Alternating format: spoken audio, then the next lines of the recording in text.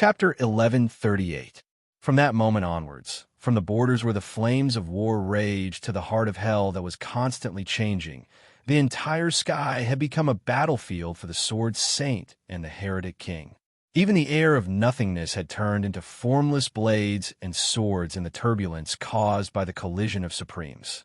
The turbulence swirled rapidly, forming a cruel domain like a meat grinder. Not a single bird could rise above the clouds 6,000 meters above the ground.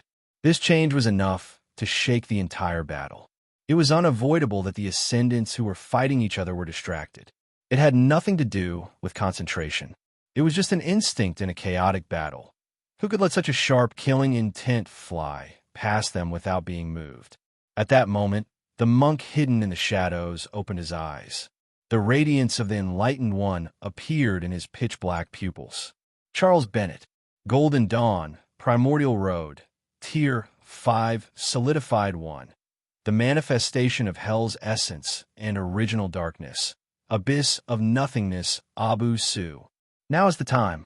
No matter how the situation changed, the solidified one who had never wavered raised his hands and quietly put his palms together. Pop! As if a bubble had been popped, the entire battlefield suddenly shook. It was as though nothing had happened. There were no loud noises or tremors, nor were there any signs. However, when all the ascendants felt the chill behind them and turned their heads, they saw that the mountain-like Bichimos had already vanished without a trace, along with Huaishur, who was above their heads. On the empty land, there was only darkness and shadows of nothingness left. It could not be touched or interfered with, like the most distant mirage. It had been swallowed. In Sumerian mythology, the miracle known as the origin of Genesis had reappeared here in the form of a calamity. The height of the heavens had no name. The richness of the earth has never been given a name. The spirit of the abyss, Abu Su, was the manifestation of this vast primordial emptiness. Now, the prison that sealed time and space had been created once again. The endless space was nested inwards without any gaps, forming an eternal labyrinth. Even the Tier 5 Kronos and Vice Headmaster Isaac couldn't break free from such a seal when they raided the Ivory Tower. After hiding for a long time, Bennett took advantage of this rare opportunity and made a ruthless move. In the blink of an eye, Bichimo's connection with the outside world was severed. Together with Huaishur, they fell into the darkness of the abyss. In the deepest part of the labyrinth, Bennett looked down from the void. His face was expressionless. The monk who had once been praised as the one closest to the enlightened one did not hide his killing intent and decisiveness at all. The labyrinth of space and time closed inwards, rapidly squeezing and eroding all space. The primordial water manifested from the essence of the abyss was like a strong acid that corroded Bichimo's existence, trying to completely dissolve it in the darkness. But soon, his eyes went blank for a moment. Under the corrosion of the poison of inception, Bichimo's, which was originally as huge as a mountain, actually began to shrink rapidly. Like a balloon that had long since run out of air, the halo dissipated without a trace. It no longer had the mighty battle formation it displayed in the outside world. Its stomach was completely empty. All of its reserves had long been emptied. It was just for show. Now, after being completely beaten back to its original form, it had turned into a silly dog the size of a calf. It tried to dog paddle in the poisonous waters of the abyss, clinging onto a huge rock that had yet to dissolve and shaking its wet butt. It was shaking. Bennett woke up from his stiff state. He suddenly looked to the side of the huge dog, as though he had understood something. Why sure? Amidst the corrosion of the endless surging poisonous waters, a tape recorder fell out from under Huaishur's butt.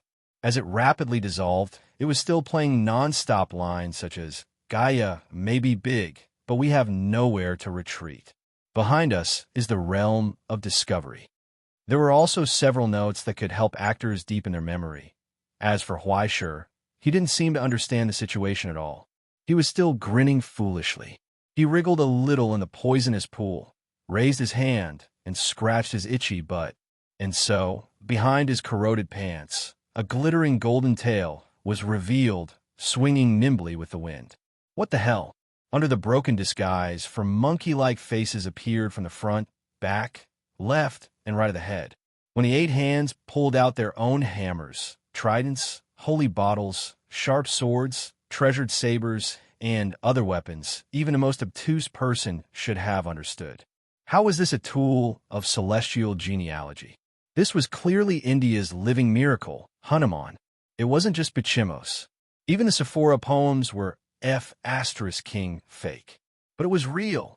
Amidst the gale that blew against his face, a horrifying realization and conjecture emerged in Bennett's mind. Where the hell did he go? 2 days ago, when the final communication was completed and all the plans were arranged properly, Liz, who represented the American genealogy, asked a final question. Since everyone has a clear division of labor and has their own tasks, what about you? She stared fixedly at her old rival in the projection, smelling an even more familiar scam from that familiar face. Why sure, what are you going to do? Me? Why-sure smiled and winked at her. I'm going to send them off. It was as though everyone was playing a game together. Some were the mid-laner, some were the support, some were the jungler, and some were the flank. Some were in charge of leeching, some were in charge of snatching creeps from their teammates, and some were in charge of AFK. And since there was always someone who had to send them off, then why can't this person be me?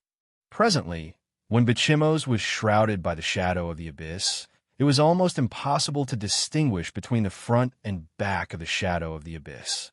At the very back of Inferno, the place that was currently the most defenseless and isolated from the world. In front of the gate of that pale white city, someone took off the disposable invisibility cloak made by Vulcan, the god of fire, raised his head, and flashed a hearty smile at the city gate that was close at hand. In that instant, all the projections in the gloomy palace turned their heads abruptly. Amidst the ear-piercing alarm, the scene from the gate was revealed to everyone. Even Alistair, who had been maintaining his calm all this while, turned his head abruptly and frowned. Dumbfounded. In the image, the Ascendant, who now represented celestial genealogy, smiled reservedly, as though he happened to pass by on his way back from grocery shopping, relaxed and happy. He raised 2 fingers. As though he was knocking on a door, he knocked twice in the air. Conk, just like the opening of those old jokes and skits, he used the onomatopoeia of knocking on the door as a greeting to his opponents within the city. Dong, dong, dong, dong. Someone was knocking on the door. Meanwhile, the masters within the gate were stunned on the spot, looking at each other in dismay. In this brief moment of deathly silence, no one asked a question. Only a crisp voice filled with enthusiasm and anticipation spread in the silence, anticipating a response. Who's outside the gate? Of course, it's fate, my friend. It was as though a mocking tone rang out in the illusion, conveying this contemptuous laughter to everyone's ears in a soft whisper. Now, your fate is knocking on the door. At that moment, in the image, the gentle smile could no longer conceal the ferocious malice. The hatred and anger hidden under the handsome appearance gushed out like a torrent. Under Hillghost's open lapel, in the crack on his chest, the blood of Gaia, which was generously given by the Russian Federation genealogy, once again appeared with a magnificent light. But this time, the dazzling light was no longer gentle. Instead, it surged like a raging fire, violently igniting him, engulfing him, and enveloping him in flames. The pain of his soul trembling spread. Fleischer couldn't help but bend down, open his mouth, and roar. A familiar voice rang in his ears once again. It was a question from his soul. Fleischer, what do you want? I want to become what I used to be. Fleischer covered his twitching face and squeezed out a happy smile. Just like that, he allowed the uncontrollable power to tear his body apart. Darkness gushed out, burning his body from the inside out. However, within the surging flames, a hoarse voice reverberated. I will become the embodiment of the utopia. I will follow the departed pioneers. It was a shattered soul burning in the endless flames. It was a declaration to the sky, the earth, the endless world, and the enemy in front of it. I will continue this hatred once again. The endless flames dissipated at this moment, and in their place was a crack that led to hell. Endless darkness gushed out, and in the darkness, the dead monsters screamed. Despair, resistance, struggle, killing, sacrifice, and even giving up everything. Born from the deepest hell, born from the cruelest battlefield, transformed from countless frozen souls, and returned from death and oblivion. It had once again descended on this long-lost world. At that moment, the sacrifice and exchange finally ended. On the chessboard, Huaishi's trembling cards were completely torn apart by an invisible force. But then, the shattered cards reassembled under the catalysis of Gaia's blood. The borders around the constantly changing cards turned from silver to gold, and then the resplendent color of diamonds appeared. Finally, they lost all color and condensed into a lightless pitch black. Judge Huaishi had disappeared without a trace. Now, there was only endless darkness that soared into the sky. The torrent raged, whipped the earth, and tore the sky apart. In the end, in the rolling darkness, the upside-down emblem of the utopia was ignited once again. The silent monster woke up from its deepest dream. Its scarlet eyes were like burning stars. It made a final declaration to the trembling mortal world and its former enemy. It told them, "I am Nautilus." Now, a brand new record of events, shrouded in pitch-black flames, descended onto the chessboard. Under the protection and pursuit of endless calamities, it revealed its name. Inquisitor Nautilus. After 70 years, the judgment from the utopia returned from the deepest part of hell. Chapter 1139. The ground was dyed red by blood, and the sky was burned black by the flames. Between the broken heaven and earth, all the things that had passed away, the dead, the lost companions, the faces of those who sacrificed themselves, the smiling young people who fell in the ruins, their eyes empty.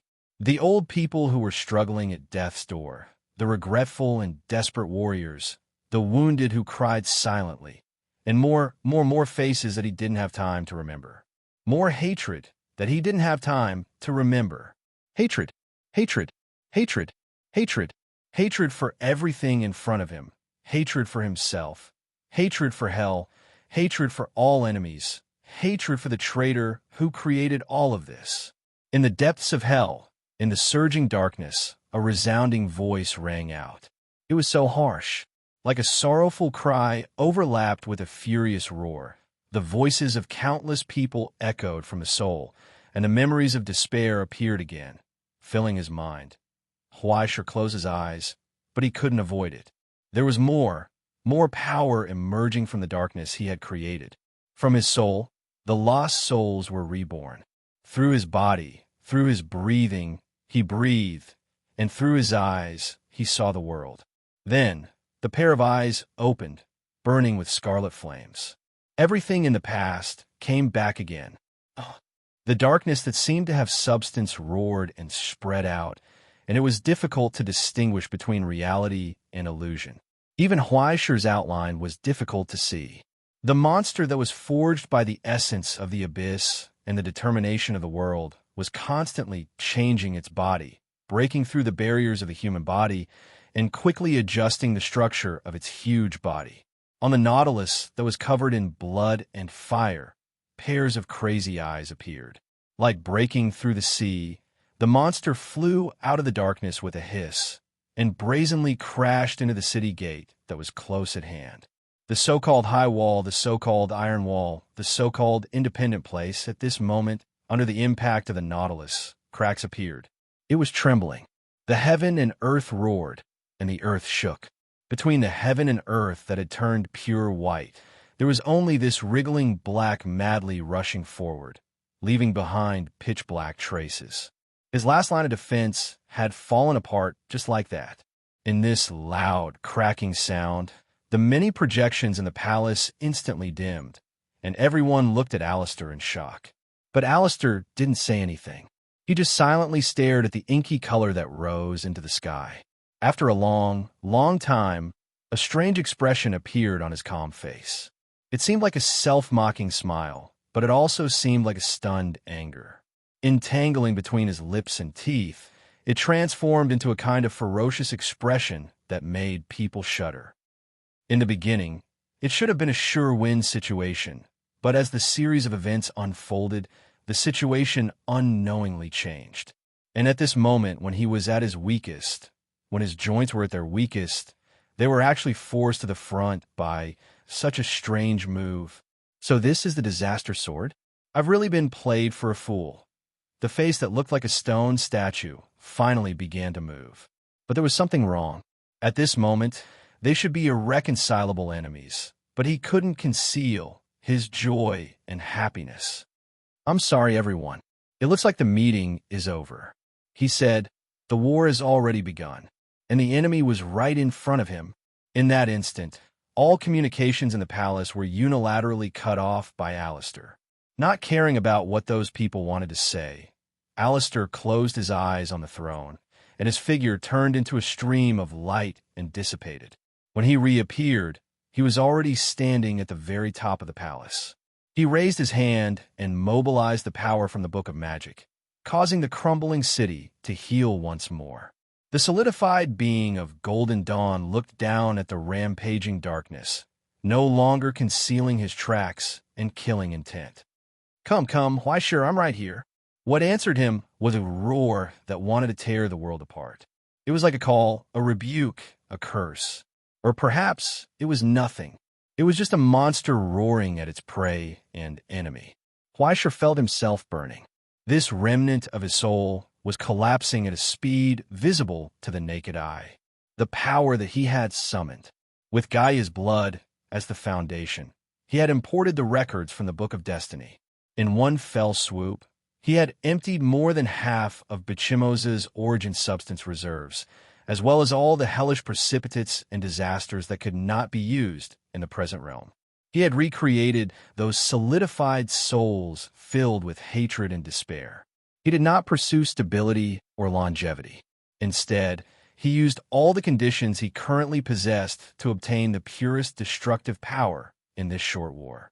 But now, when this ferocious will that had been forged from countless frozen souls descended upon her, Huaisha actually began to feel like she couldn't bear the burden. Even when compared to the monster Nautilus at its peak, its current scale was not even 1%.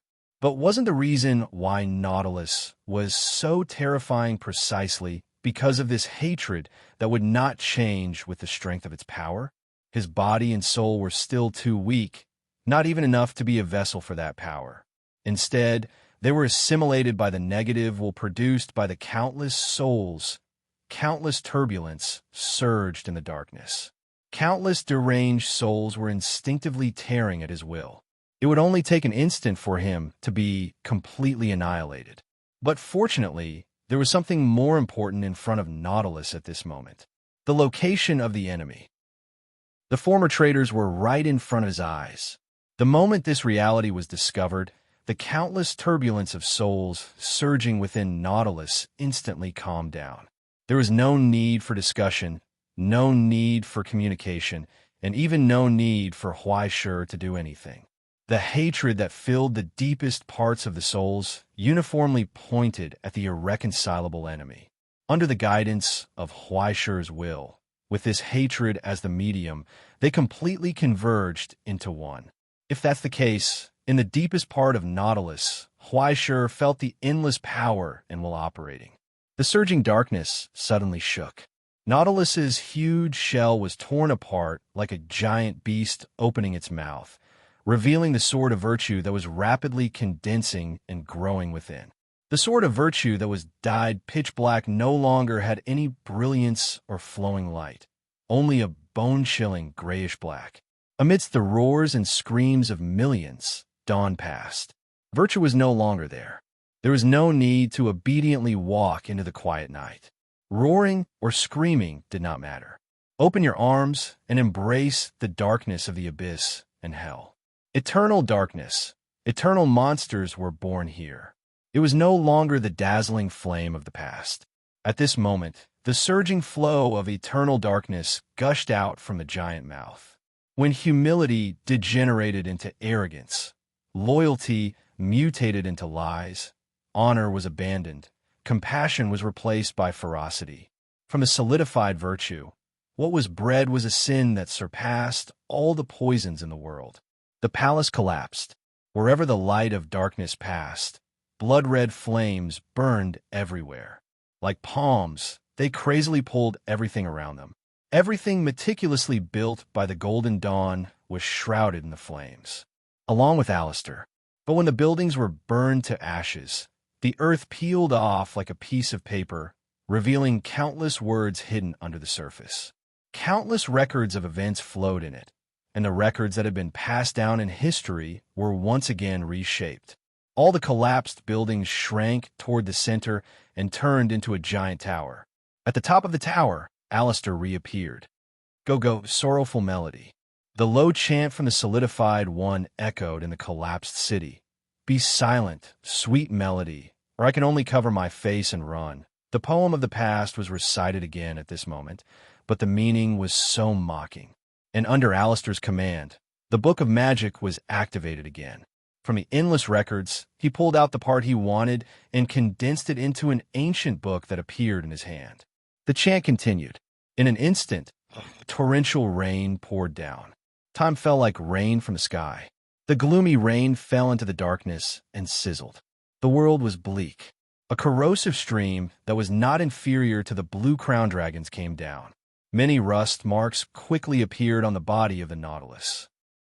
The scale-like armor quickly fell off and disintegrated.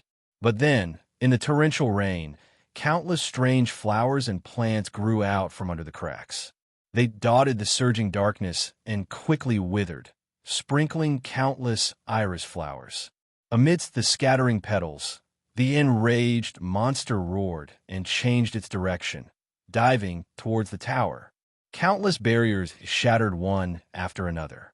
The steel on the Nautilus's ferocious horns grew rapidly, clanging in the darkness as they transformed into the shape of a giant hammer. An unexpected amount of power burst forth from it. Everywhere it passed, everything in its path was torn apart. Even the cover of the Book of Magic began to crack. Alistair's expression changed slightly. The book in his hand dissipated, and the remnant page of Boga Funga appeared for a moment. Immediately afterwards, the heretic monarch's projection appeared and punched at the falling Nautilus. In that moment, a blazing flame spewed out from the Nautilus's tail.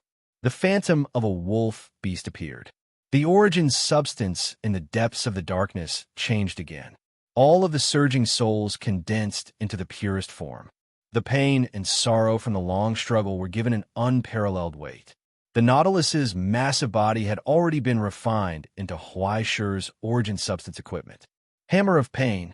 The giant hammer and the steel fist collided in an instant. Accompanied by a shockwave, an earth-shattering explosion erupted. The heretic monarch's projection, formed by the records of events, was also cleanly shattered. The Nautilus, with its broken horns, had already smashed into the giant tower formed by the Book of Magic, causing the center of the tower to tremble. The spreading aftershock tore the pale earth apart. But the Nautilus strangely turned from a solid body into a shadow once again, condensing into a solemn outline from the darkness. The symbol of the Republic was still burning. It was unharmed, like a ghost, formless and formless. Please remember me as if I were the dead. In the depths of the collapsed ruins, Alistair's hoarse voice sounded again. My heart is buried here. Byron's poem reappeared. The earth trembled. The flowing words gathered in a blank space, forming countless secret arrays that overlapped with each other. Finally, the framework from the Creator appeared. Sharp double spiral crystal pillars rose from the ground, separating the inside from the outside and supporting the heavens and the earth. The essence of the Abyss bloodline was brewing in it. Mather's framework was actually used by Alistair without any hindrance. It was even no different from him being here. Countless ferocious giant trees rose from the ground. The living desire was recreated as a tool of war and instantly pierced toward the Nautilus. The sound like a baby crying sounded again. In an instant, countless roots wrapped around the Nautilus, absorbing the monster's power and germinating and growing. But in the Nautilus's angry roar, the scarlet blood fire reignited. The killing intent condensed into matter. Deep cracks bloomed on the body of the living desire, as if it was chiseled by a giant axe, quickly breaking and collapsing. Only the hair-raising, chewing sound spread in the darkness. The desire for the world, which was only an appearance, could not stop him. Even the real desire for the world was just prey in front of Nautilus. But in this short moment, outside the double spiral framework, the pure white city that was recreated lit up with a blazing light. Look, next to the throne of winter, the iceberg trembled when it heard the warning of the typhoon. As long as a cloud flashes with lightning, millions of islands will be illuminated by it. Under Alistair's call, under the broken clouds, a solemn rainbow rose inch by inch. The heaven ladder. In the deepest part of the independent place, the preheating of the Book of Magic was finally completed and entered a new stage, and the ruler's crown had been blessed on the head of the solidified one. Chapter 1140. The Ruler. Not only did the situation inside the chessboard change, but even outside the chessboard, many people in the Abyss Palace cast their gazes over with interest. In fact, until now, for the outside world, the existence named Alistair was a mystery shrouded in clouds and mist. Except for the records of events shown by the Golden Dawn that proved that such a person did exist, the rest, even those who belonged to the Abyss, were unknown. However, the information that was circulating outside was completely inconsistent. Among the visitors who went to the Land of Dreams, some said that Alistair was an old and strange man, but some said that he was a beautiful and wise woman, and some said that he was an arrogant and indifferent young man. Each one was contradictory, but each one seemed to be incomparably conclusive. At this moment, in just a few seconds, the mysterious solidifier had smoothly ascended to the throne of the ruler. Even with the help of the Golden Dawn's foundation, it was enough to stun everyone. It should be known that although the battlefield was simulated by the records of events, the records of events were necessarily transformed into information from real things. There is absolutely no possibility of modification or cheating. If it could be done inside the chessboard, then it must be possible to reappear at any time outside the chessboard. Could this mean that the Golden Dawn had mastered some kind of ability to create a ruler in a short period of time? Now, even the muddle-headed Marcus in the wheelchair raised his eyes slightly. Soon, he seemed to understand something. The Chosen One, the diplomat, sighed softly. After so many years, you really have a good card in your hand. There's also a great future in hell, isn't there? Marth replied indifferently. It's not just the present that's moving forward. For so many years, you've been obsessed with the concept of no importance. You're reluctant to part with it, but you've never looked forward. When the so-called utopia begins to be stagnant, it's only a matter of time before it's abandoned by this world. Perhaps so. The diplomat raised his head slightly and laughed, but his eyes were mocking and indifferent. Compared to the vigorous opponents, the current decrepit and old appearance is indeed embarrassing. However, please be careful. The world that you have abandoned is right in front of your eyes. At that moment on the chessboard, the souls that have been abandoned in hell, the world that had been abandoned by the Golden Dawn, the souls that have been sacrificed roared. Roar! Even the power of the ruler was not enough to suppress this hatred. The higher the enemy stood, the more dazzling the enemy's light was, and the more intense the hatred of this inheritance was. In the darkness, the enraged monster spread its invisible wings. The light of pain appeared once again. It fell like a meteor towards a city that had overestimated itself. A storm arose out of nowhere. Thunder roared. On top of the tower, Alistair, who had been promoted to ruler, was expressionless. The book in his hand reappeared. Hoarse chanting could be heard in the wind, unfolding the scroll of the ancient capital. Stories of the past reappeared, about magic, about miracles, about a young man named Aladdin, about a mysterious oil lamp, with the narration of Wanxiang, bursts of smoke rose and transformed into a huge spirit out of thin air.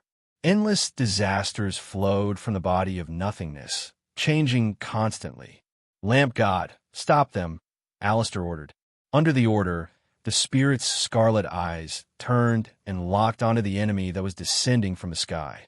Then, its huge body turned into a storm that rose from the ground and blocked in front of Nautilus. Accompanied by a mighty roar, the storm formed by countless blades collided with the monster. Nautilus's body suddenly shook as if it had collapsed. It evaporated silently, and wisps of dark smoke were sucked into the storm. It disappeared without a trace. In the sudden silence, the spirit's roar and cry of horror could be heard. At the center of the storm, a pitch-black wisp suddenly appeared. The monster that had been reduced to nothingness reassembled itself within the storm. The massive beast opened its mouth and greedily devoured the disaster energy and origin substance, as if it was devouring its innards from the inside out. From the middle, it tore apart the huge tornado and broke out of its abdomen with a huge amount of blood. A torrent of blood spurted out from the spirit's remnant body. In Alistair's hand, a tragic crack suddenly appeared on the ancient book. Sparse source substance flowed out from it, and it was no longer magical. And Nautilus, which fell from the sky, had smashed into the city again. The sudden increase in mass set off waves on the ground, and the sound of pages shattering could be heard incessantly. It was unknown how many secret instruments set up in this city were crushed into pieces at this moment. 1/5 of the lights were extinguished. It didn't block it? Alistair frowned slightly. In the sunken crack, Nautilus, which was embedded in the ground, flowed like water without any stagnation. It condensed again and rose into the air. It was completely unharmed. In fact, it was even more ferocious and violent than before. After a short period of running in, Huaishur had begun to gradually touch its essence. This power created by souls and source substance of hatred did not have any fixed form. It was a monster created by the hatred of the utopia and the anger in the hearts of countless solidifiers. From the moment of its birth, it was destined to devour hell, disaster, and death to live. The reason why it mimicked the appearance of Nautilus was that it had been deeply integrated with the Heavens battleship during the long battle. Therefore, it could reproduce the most terrifying state of lethality at any time. However, this didn't mean that it couldn't change into other forms: solid state, liquid state, and gaseous state. Under Huaishur's attempts, that strange state constantly changed and rotated. Gradually, as if it was skillful, there was no longer any awkwardness. It was all-pervasive. With just a moment of carelessness, Nautilus once again turned into a pitch-black storm, rolling up and engulfing the tower. In front of Alistair, in the darkness, countless iron pieces appeared out of thin air, turning into a ferocious mouth. It closed with a bang. A loud sound burst forth. In front of Alistair's raised arm, cracks appeared on the closed iron teeth. That kind of posture, the heretic king, the same force structure as the monster-level old man who stood at the peak of martial arts, was revealed from the solidifier's body. Then, a thunderous roar spread out. A big hole was dug out in the storm formed by Nautilus with a punch. But then, Alistair's arm also disintegrated and turned into ashes. The solidifier frowned slightly. It seemed to be a pity. As expected, it's just a simple rigid application. It can't be copied at all. The record he filled should be a copy of the time when the heretic king destroyed the green rock hell with a punch. However, that violent power could not be controlled at all. He could only reproduce 1 or 2/100ths of it, and it almost destroyed him. He could only stop before it was too late. Under Alistair's left shoulder, the shadow of the star coin appeared, and his arm grew out again. With the support from Edward, even the limb destroyed by the Supreme was quickly regenerating. It was flawless. The Abyss bloodline, Vitro Tarot, the heretic king's pure punch, and even this miraculous manipulation. In less than half a minute, he had displayed the skills that many members of the Golden Dawn were proud of. It was chilling to watch. Relying on the deep resonance with the Pseudo-Codex Book of Law, he had become one with the city under his feet. As the ruler representing the Golden Dawn, he controlled this all-encompassing authority. All the abilities of the Golden Dawn members could be reproduced through the phenomenon. Just like now, the regenerated palm raised again, aiming at the nautilus in the darkness. The phenomenon of nothingness gathered in the open palm and condensed into a crystal. I have understood your nature, a pure combination of origin, substance, and emotions. It is quite a good match for you. Alistair whispered softly. If that's the case, then use this book to bury you completely. The fifth element. In the blink of an eye, the sky that was filled with dark clouds suddenly collapsed. The clouds that were sprinkling the rain of decay turned into an alchemy reactor. Endless calamities surged and collided with each other, triggering a dazzling light. In the calcination of lightning and fire, the endless origin substance produced a reaction comparable to nuclear fission. Beams of condensed light tore through the reactor formed by the clouds and sprinkled down to the ground, exhausting the elements of earth, water, fire, and wind, throwing in all the elements in the world, and sacrificing endless calamities in exchange for a fleeting miracle. In the core of the clouds, a bright crystal the size of a thumb quietly formed. It was the fifth element, equivalent to the Philosopher's Stone, the origin of the title of Tier 5 Ascendant. However, that unstable structure contained far too much origin substance and miraculous properties. It could not be preserved for long. The moment it was born, the purest reaction of annihilation burst out from it. Like the explosion of a star's sunspot, a magnificent destruction descended. Almost endless heat converged into a line, and a long molten needle pierced down from the clouds. Wherever it passed, the air was burned red. Dozens of kilometers away, a patch of darkness appeared on the ground. Under the illumination and urging of the intense light, even without direct contact, the monster formed by hatred began to evaporate violently. The darkness swayed and quickly thinned. But in the deepest darkness, there was a sneer. It looks awe-inspiring, but in fact, isn't it just copying? Why mock back? You make it sound like no one knows how to do it. The tide of darkness suddenly boiled and pounced on the descending line of intense light. From the countless rising illusions, the figures of 12 giants appeared like windmills, and the illusion of a lone knight galloping forward. Galloping fervently, they pounced on the inevitable destruction and the inevitable end. This was the end of faith. However, on top of that torrent, in the rapidly evaporating darkness, a hard crystal rapidly emerged and reconstructed itself. Its edges and corners were ferocious. Endless hatred transformed into steel, forming the embryonic form of a majestic watchtower. In this way, the endless hatred and disaster were used as materials to fill the records of the Book of Destiny, guiding the suffering souls to form a new form again. The heavenly palace appeared.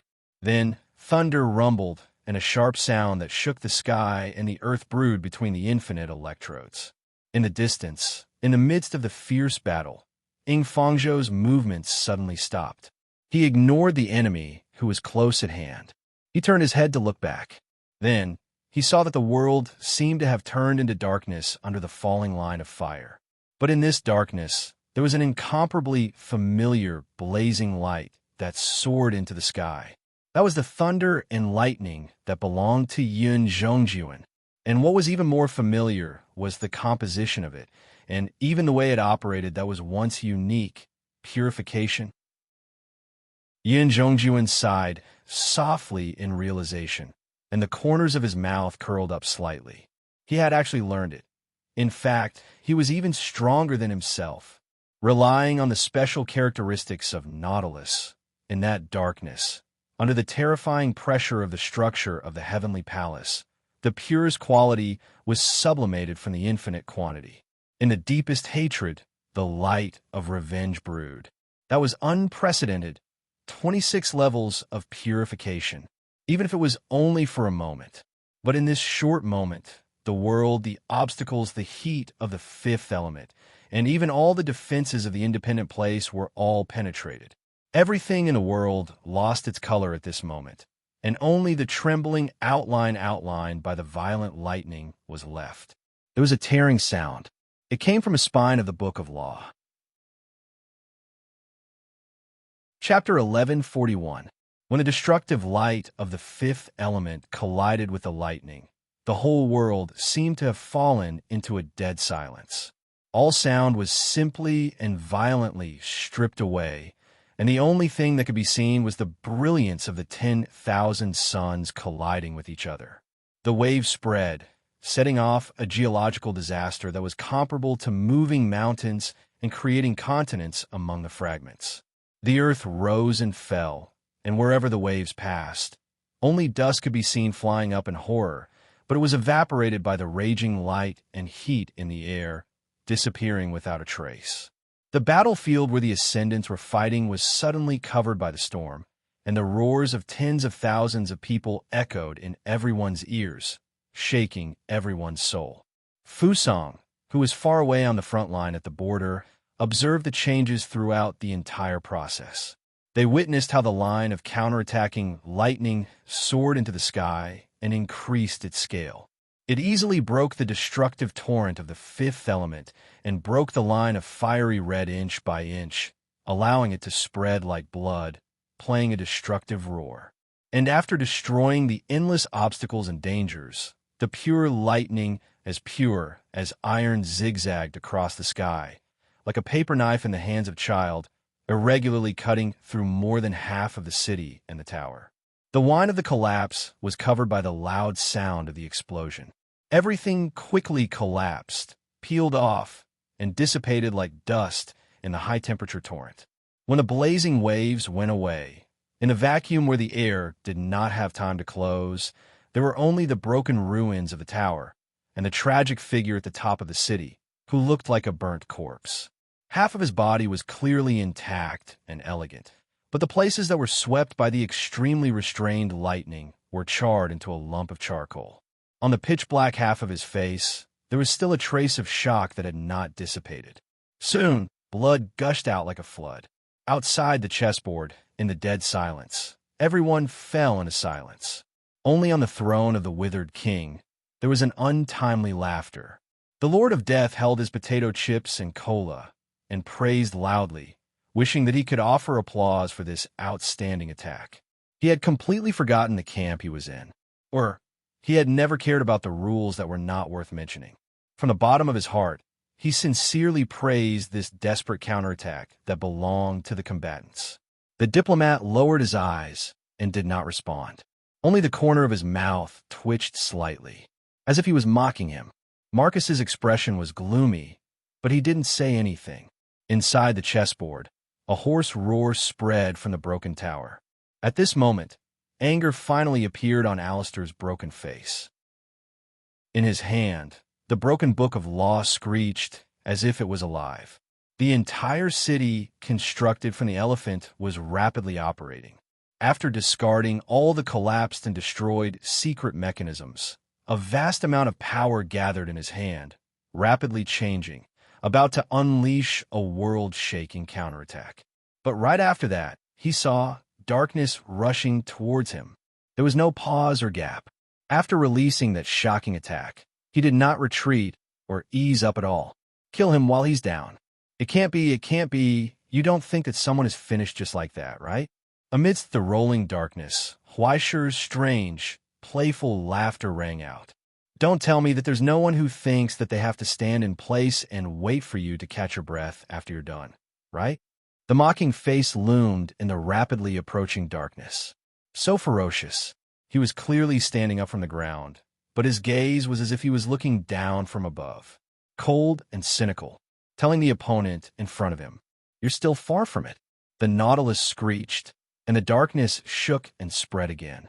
Fresh blood and spoils of war would not satisfy the monster. It would only make the countless solidified souls more crazy and thirst for more death for the enemy. As a result, two cold rays of light appeared once again. In the darkness that expanded to hundreds of meters high and wide, the roar of huge machinery and Huaishi's wanton laughter could be heard. Since Yin Zhongjuan's heavenly palace could be reconstructed, then even more exaggerated things should not be a problem. At that moment, impassioned melodies and hymns were played. The darkness opened up like a tide. The solemn giant god of steel spread his huge wings and rose from the deepest hell, breaking through the darkness towards the mortal world. 3 deaths could not kill him. When he closed his eyes, the underworld would tremble. When he opened his eyes, the world in front of him would play a song of triumph for him. Osiris. Impossible. At that moment, outside the chessboard, not only was Mather shocked, but even the silent Grand Lord and the laughing withered king could not help but straighten their bodies and move closer to observe. The Archangel of Paradise clenched his halberd, unable to hide his murderous intent. The noisy whispers and curses of the jesters overlapped and spread into a clamor. But no matter how angry and doubtful the audience was, they could not stop what was happening at this moment. Osiris, the judgment machine of the underworld, had returned from hell. The burning giant sword trembled and emitted a roar that shook the heavens and the earth. The blade of Horus was pulled out of hatred and aimed at the long-awaited enemy. Slash. Alistair roared angrily, and his intact left hand and broken right hand suddenly joined together. No matter how much he doubted what was happening in front of him, there was only one choice left. Block, block, block, block, block it for me. Layers of cliffs spread out of thin air, blocking the space between heaven and earth. In a short distance, hundreds of barriers were formed in front of the blade of Horus. Then, a terrifying sound that was enough to make anyone despair and welcome a long disability holiday spread. The barriers cracked. They were cut apart with irresistible force. 1 layer, 2 layers, 3 layers, 4 layers, 5 layers, 5 layers, 5 layers, wait a minute, 5 layers. The blade of Horus was stuck right above the 5th layer of barriers. When he witnessed this, Alistair's furious expression froze, and he couldn't help but rejoice for a brief moment. But then, it was replaced by indescribable doubt and confusion. Why was it blocked? This was the biggest question. Why was it blocked? Could this be Osiris? Was this the giant of hell? Was there something wrong with his brain? Or, right in front of his eyes, the shadow of the giant that came out of the darkness for a brief moment trembled in the wind. Countless pieces of armor fell off like scales and shattered in the wind, returning to the surging darkness once again. It was like a sand statue dissolving in the tide. It collapsed rapidly. This is... Alistair's eyes were filled with uncontrollable scarlet rage. This is a F***king fake. You are... Reason and fury were constantly alternating between each other, and his fragile nerves were repeatedly jumping on both sides. Countless vicious curses and unbearable curses flowed from his mouth, tormenting his innate self-restraint and demeanor. He had actually been fooled by Huaishi's. Another time, and then another time.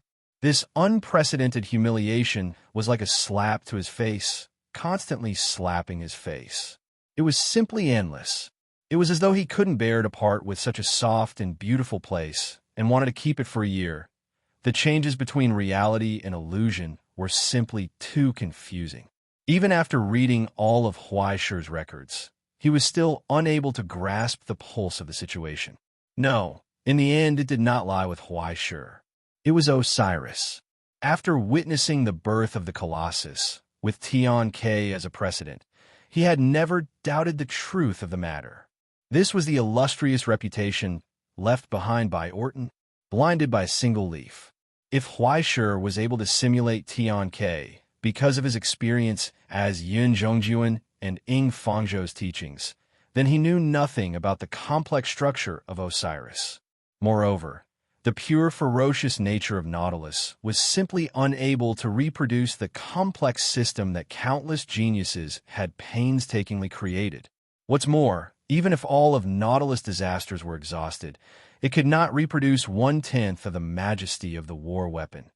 There were too many, too many doubts. As long as he thought about it a little, he could understand it.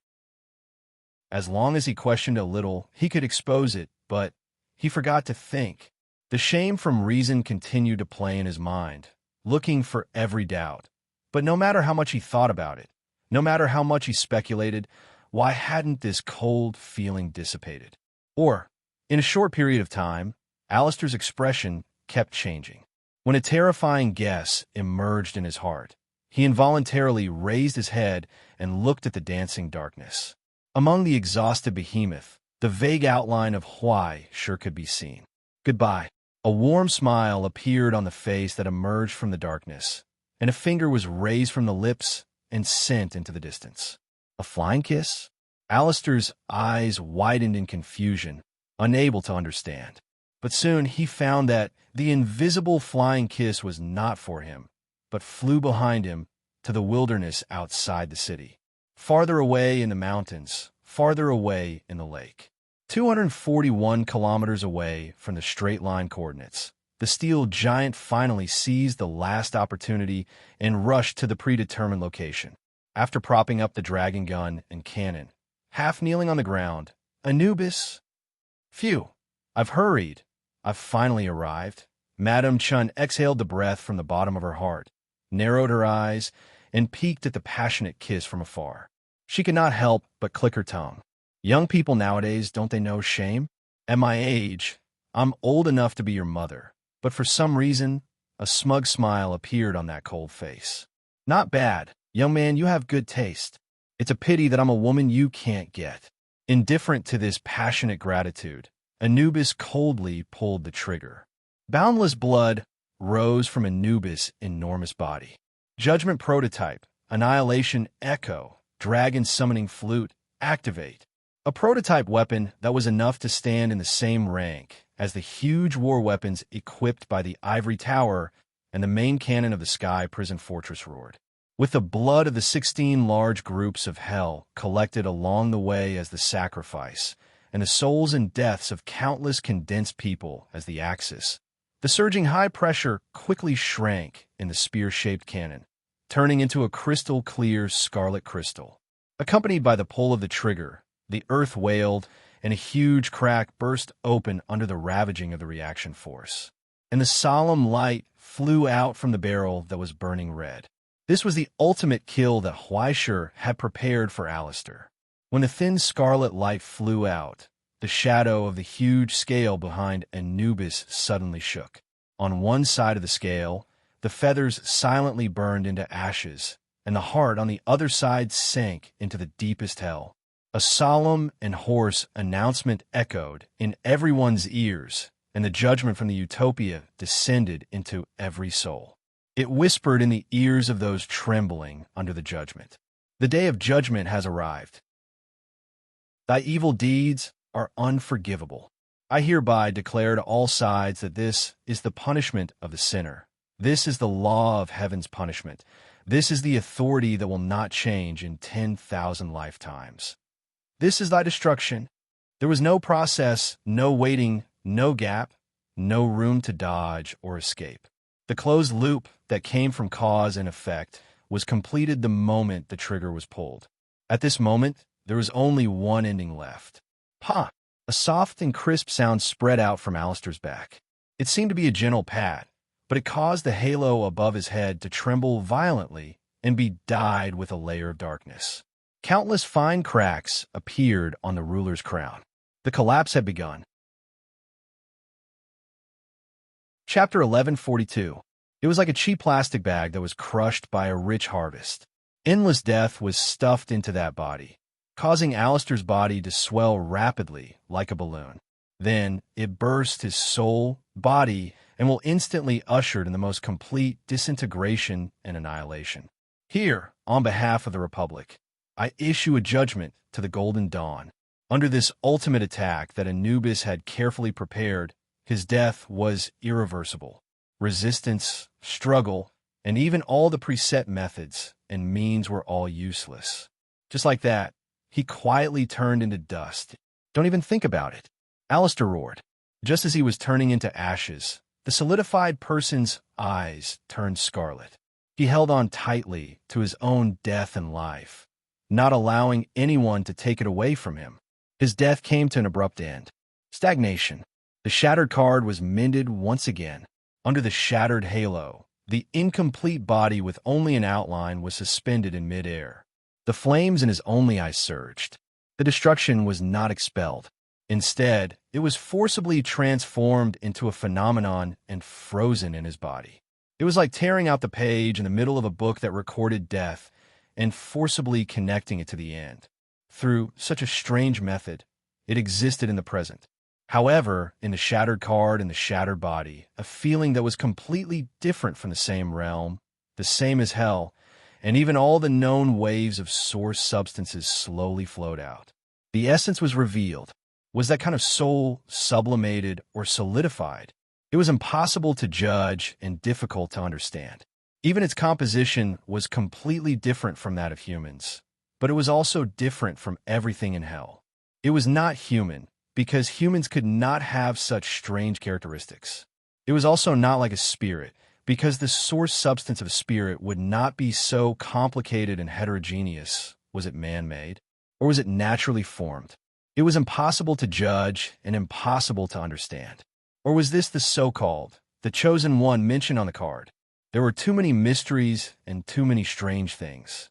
First, there was the promotion of a ruler, followed by Yun Zhongyuan's light of purification, followed by Osiris' sudden appearance and the destruction of the illusion, and finally, Anubis' ultimate attack thousands of miles away, and even Alistair's miraculous resurrection.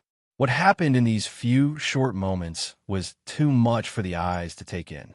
Too much information flooded everyone's consciousness, making this short period of time feel as long as several days and nights of waiting. But no matter what happened, death would not change anything. Hatred wouldn't. He wouldn't give his opponent any breathing room, nor would he give his opponent any time to transform like the villains in anime. The moment Alistair began to recover, the darkness once again contracted, and the hatred that was about to dissipate gathered once again under the recovery of the enemy. The Nautilus roared. Darkness swept over like a tide. Go away! Alistair raised his broken arm, as if he was clenching something. A cold wave appeared out of nowhere, and the extreme frost hell appeared. It came from the deepest part of the abyss. It was said to have broken through the absolute zero temperature and could even freeze one's soul. It was recorded and reproduced. Following the command of the hand, the low temperature flew forward. However, right in front of the cold wave, the surging darkness suddenly split apart and spread out in all directions. The endless darkness turned into countless iron crows.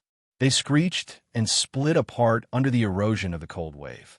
They brushed against the edge of the frost and gathered again, pouncing towards him. The outline of the ultimate emerged from the darkness. Great Seeming, under the evolution of the Nautilus, the door of darkness opened in an instant and shrouded Alistair's figure. Wishful thinking. The solidified figure's expression was ferocious.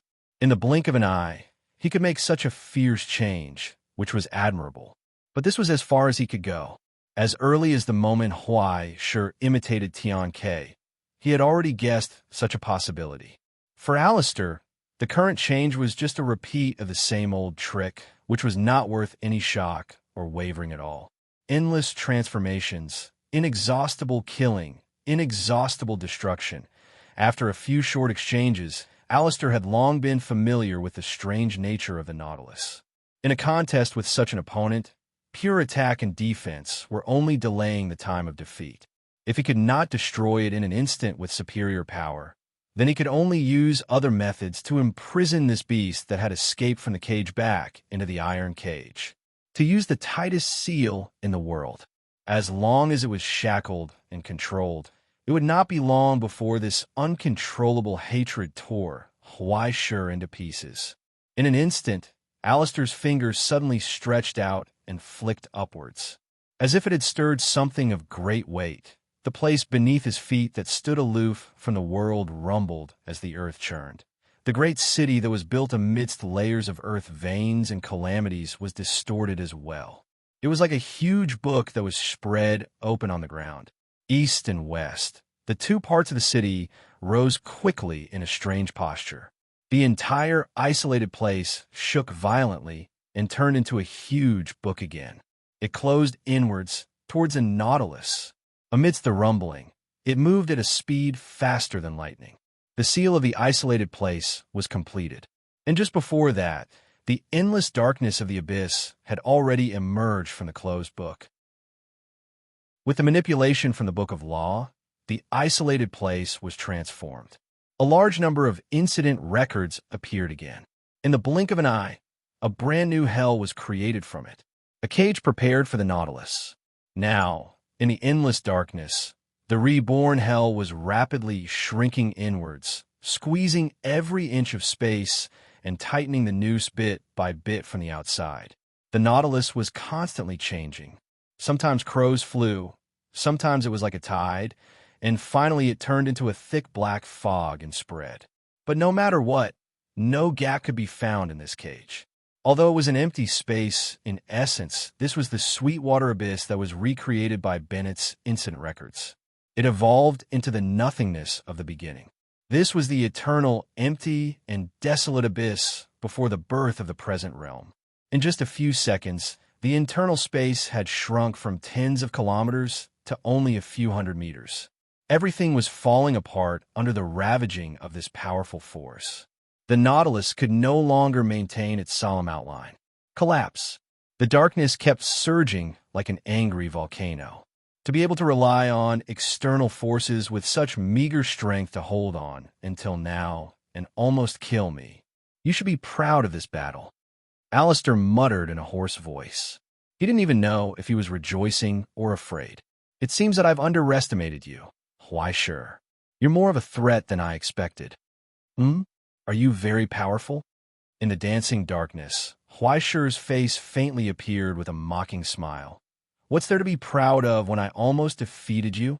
Or do you think that the ruler is amazing? That kind of thing has been killed many times. Before he finished speaking, the surging darkness suddenly froze. It was as if something huge had emerged from it, but it couldn't break through the shackles of hell and couldn't condense again. But with Huaishi's words, endless hatred and loathing began to surge and collide with each other. A cluster of dazzling sparks appeared in the solidified soul as hard as iron. Light emerged. It was so sharp. It was so dazzling. Alistair's expression was slightly sluggish. His palms quickly closed, and hell shrank inward, wanting to completely crush everything and return to the most basic origin substance. But at that moment, he found that the collapsing hell had stopped. It was as if something was stuck in it. There was some kind of power that was beyond his expectations brewing inside him. It spread and pushed outwards, wrestling with the hell that was imprisoning him. He sneered mockingly at his enemy. Indeed, countless records can almost be regarded as countless methods. They are really changeable. To be able to use such a technique to this extent, you are indeed very powerful. However, I have a question. Huaishi's face rose from the darkness, looking at the hell and darkness above his head, as if he could see Alistair's face. He was full of curiosity. Why is it that among so many records, there isn't a single one that belongs to you? Alistair was silent and didn't speak. His face just became colder and colder. That's just a fake, Alistair. It's a product of your Alt+C.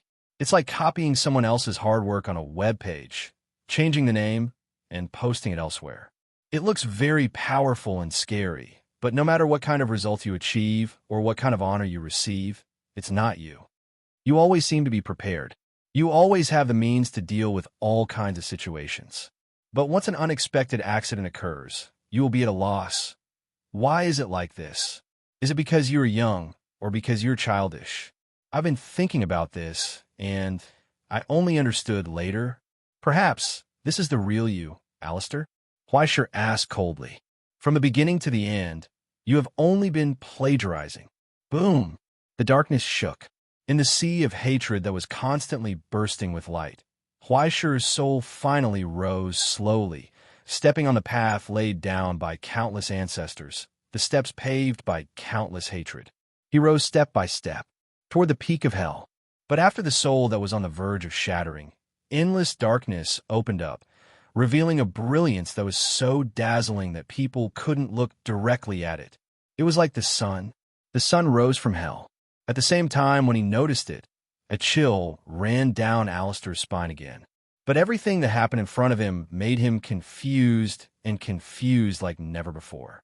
What on earth was that? Yin Zhongjuan? Great Seeming? Or Osiris? None of them, none of them. But the brilliance that was visible to the naked eye was the light that rose from the darkest place. That was East Lord. At the last moment, he heard a teasing voice in the darkness. It was full of gratitude. "Thank you, Alistair," Huaishur said. "Thank you. Thank you for creating such a unique environment for me. If it weren't for you, how could I find such a perfect opportunity? How could I smoothly complete the secret ritual of advancing to East Lord?" Accompanied by the triumphant laughter, the rolling darkness completely dissipated and was replaced by a complicated and complicated structure. The 4 heavens were above, and the 9 earths were below. Layers upon layers of matrices filled the space, and every tiny part of it was enough to be annotated with an infinite amount of information. That was the secret ritual that Tongyi personally engraved in Huaishur's soul and engraved in the Book of Destiny. Now, with Nautilus as the sacrifice and endless hatred and disaster as the source, everything was included in this secret ritual that could burn everything. Finally, it was thrown into Huaishur's soul. Could it succeed? No. It should be said that there was still a possibility of success. It didn't have a unique characteristic, divinity to control the scorching sun, and a soul that could bear the majestic light. In such a hurry, in such a rush, in such a violation of the rules, to use such a method to advance? Could it be that, after counting to 10,000 decimal places behind the success rate, there would be a number other than 0? It would definitely fail. It would definitely collapse in the middle. It would also be devoured by the miracle that it created. In the end, the sun that gathered endless miracles and disasters would also quickly usher in the end of its lifespan. Like a star collapsing, it would shrink inwardly. It would evolve into endless destruction. Just like now, amidst Huaishur's laughter, the fusion of East Lord began. Thousands of rays of light engulfed his soul and wrapped him in it, as if he was wearing a layer of glorious and solemn clothes. The dazzling halo on his crown was like a crown. Just like that, burning, he slowly rose from the deepest part of hell, towards the sky beyond the vault of heaven, towards hell beyond hell. However, countless obstacles blocked in front of him, binding the budding sun, preventing it from exerting its infinite power and preventing the giant from being born. The turbulent miracles and disasters roared together with the burning Nautilus. Hell shook. Everything was annihilated in the spreading flames. The gigantic book that stood aloof from the world began to tremble violently. Wisps of pitch-black smoke rose from the pages of the book. On the cover, the emblem that represented the sun rapidly expanded and spread. It was as if the scorching sun was already in front of him, imprisoned in this small bottle. Alistair's face was pale. The broken outline opened his mouth and shouted. He mobilized all his power to suppress the destruction that was about to erupt. But would it be of any use? East Lord was destined to be destroyed, and hell created by the Golden Dawn, which one would be the first to face destruction. But now, there was no turning back. It was just like a Huai poem. The moment that lunatic used the Nautilus to advance, both sides had been pushed to the edge of the cliff together, using the destined failure in exchange for Alistair's failure, using his own destruction in exchange for the destruction of the isolated place. This was Huaishur's suicide plan. As for the second step after Anubis originally, he just wanted to find a gap in the battle, a gap of 10 seconds, enough time for him to complete the secret ritual in advance. But 10 seconds was too extravagant. It was extravagant enough for countless destruction and deaths to occur. Even when Alistair was reborn from Anubis' punishment, Huaishur had already given up this plan. But like a joke of fate, Alistair actually took the initiative to imprison him in the seal. He was even afraid that he would have any opportunity to take advantage of, so he completely isolated the inside from the outside. Originally, it was just an explosion like gunpowder, but now it had advanced into a bomb. In this sealed and stable space, when Dong Jun failed in his advancement and met his demise, the terrifying power that was generated would break through the shackles and descend upon this isolated place with a destructive force that was 100 times stronger than before. Now, would he burn out first, or would the hell created by Alistair fall apart? Huaishir laughed, opened his arms, and threw himself into the eternal flame. In an instant, he burned into nothingness. However, in the pain that was comparable to the annihilation of his soul, he had a strange hallucination, a feeling that he had turned into a star, hanging high in the eternal darkness, releasing endless light, illuminating, growing, and destroying everything. But he still couldn't completely integrate. The restrictions from the Gaia fragment and the rules of the bet bound his soul, isolating him from the miracle he had created. Like an asbestos fireproof suit, it allowed him to roam freely in the destructive light. Then he heard the wail of the world breaking. Hell trembled. In the spreading flame, tiny cracks appeared, lingering on the edge of destruction, but they were restrained and suppressed by the furious solidifiers. Only the mocking laughter echoed in Alistair's ears. It was so ear-piercing. How did it feel to hug a bomb? How did it feel to be trapped in a cocoon of your own making? Also, did the flames of this sun burn his hands? At the moment when the limit was reached, all he could hear was the sound of the halo above the ruler's head shattering. A huge crack appeared on the cover of the giant book that was isolated from the world. In the blink of an eye, it was destroyed from the inside out. Countless fragments and records flew into the distance under the eruption of the flame, and the blazing sun finally jumped out from within. Huaishir laughed, opened his arms, and embraced the world in front of him. Gaia shook violently. After hundreds of years, it once again welcomed the light of the sun. The solemn light will quickly rose into the sky. Within it, Huaishir extracted the miracles and disasters that constantly collided and destroyed each other, causing the endless flame to converge. In the short moment before the self-destruction, he pulled out his sword. Towards the front, like the sudden eruption of the solar wind, endless heat was thrown out by the angry star, forming a fleeting flare. And the sword that gathered all the power had already turned into a light that pierced the heavens and the earth, speeding past Alistair's side. It left the ruler, who was waiting for death, behind.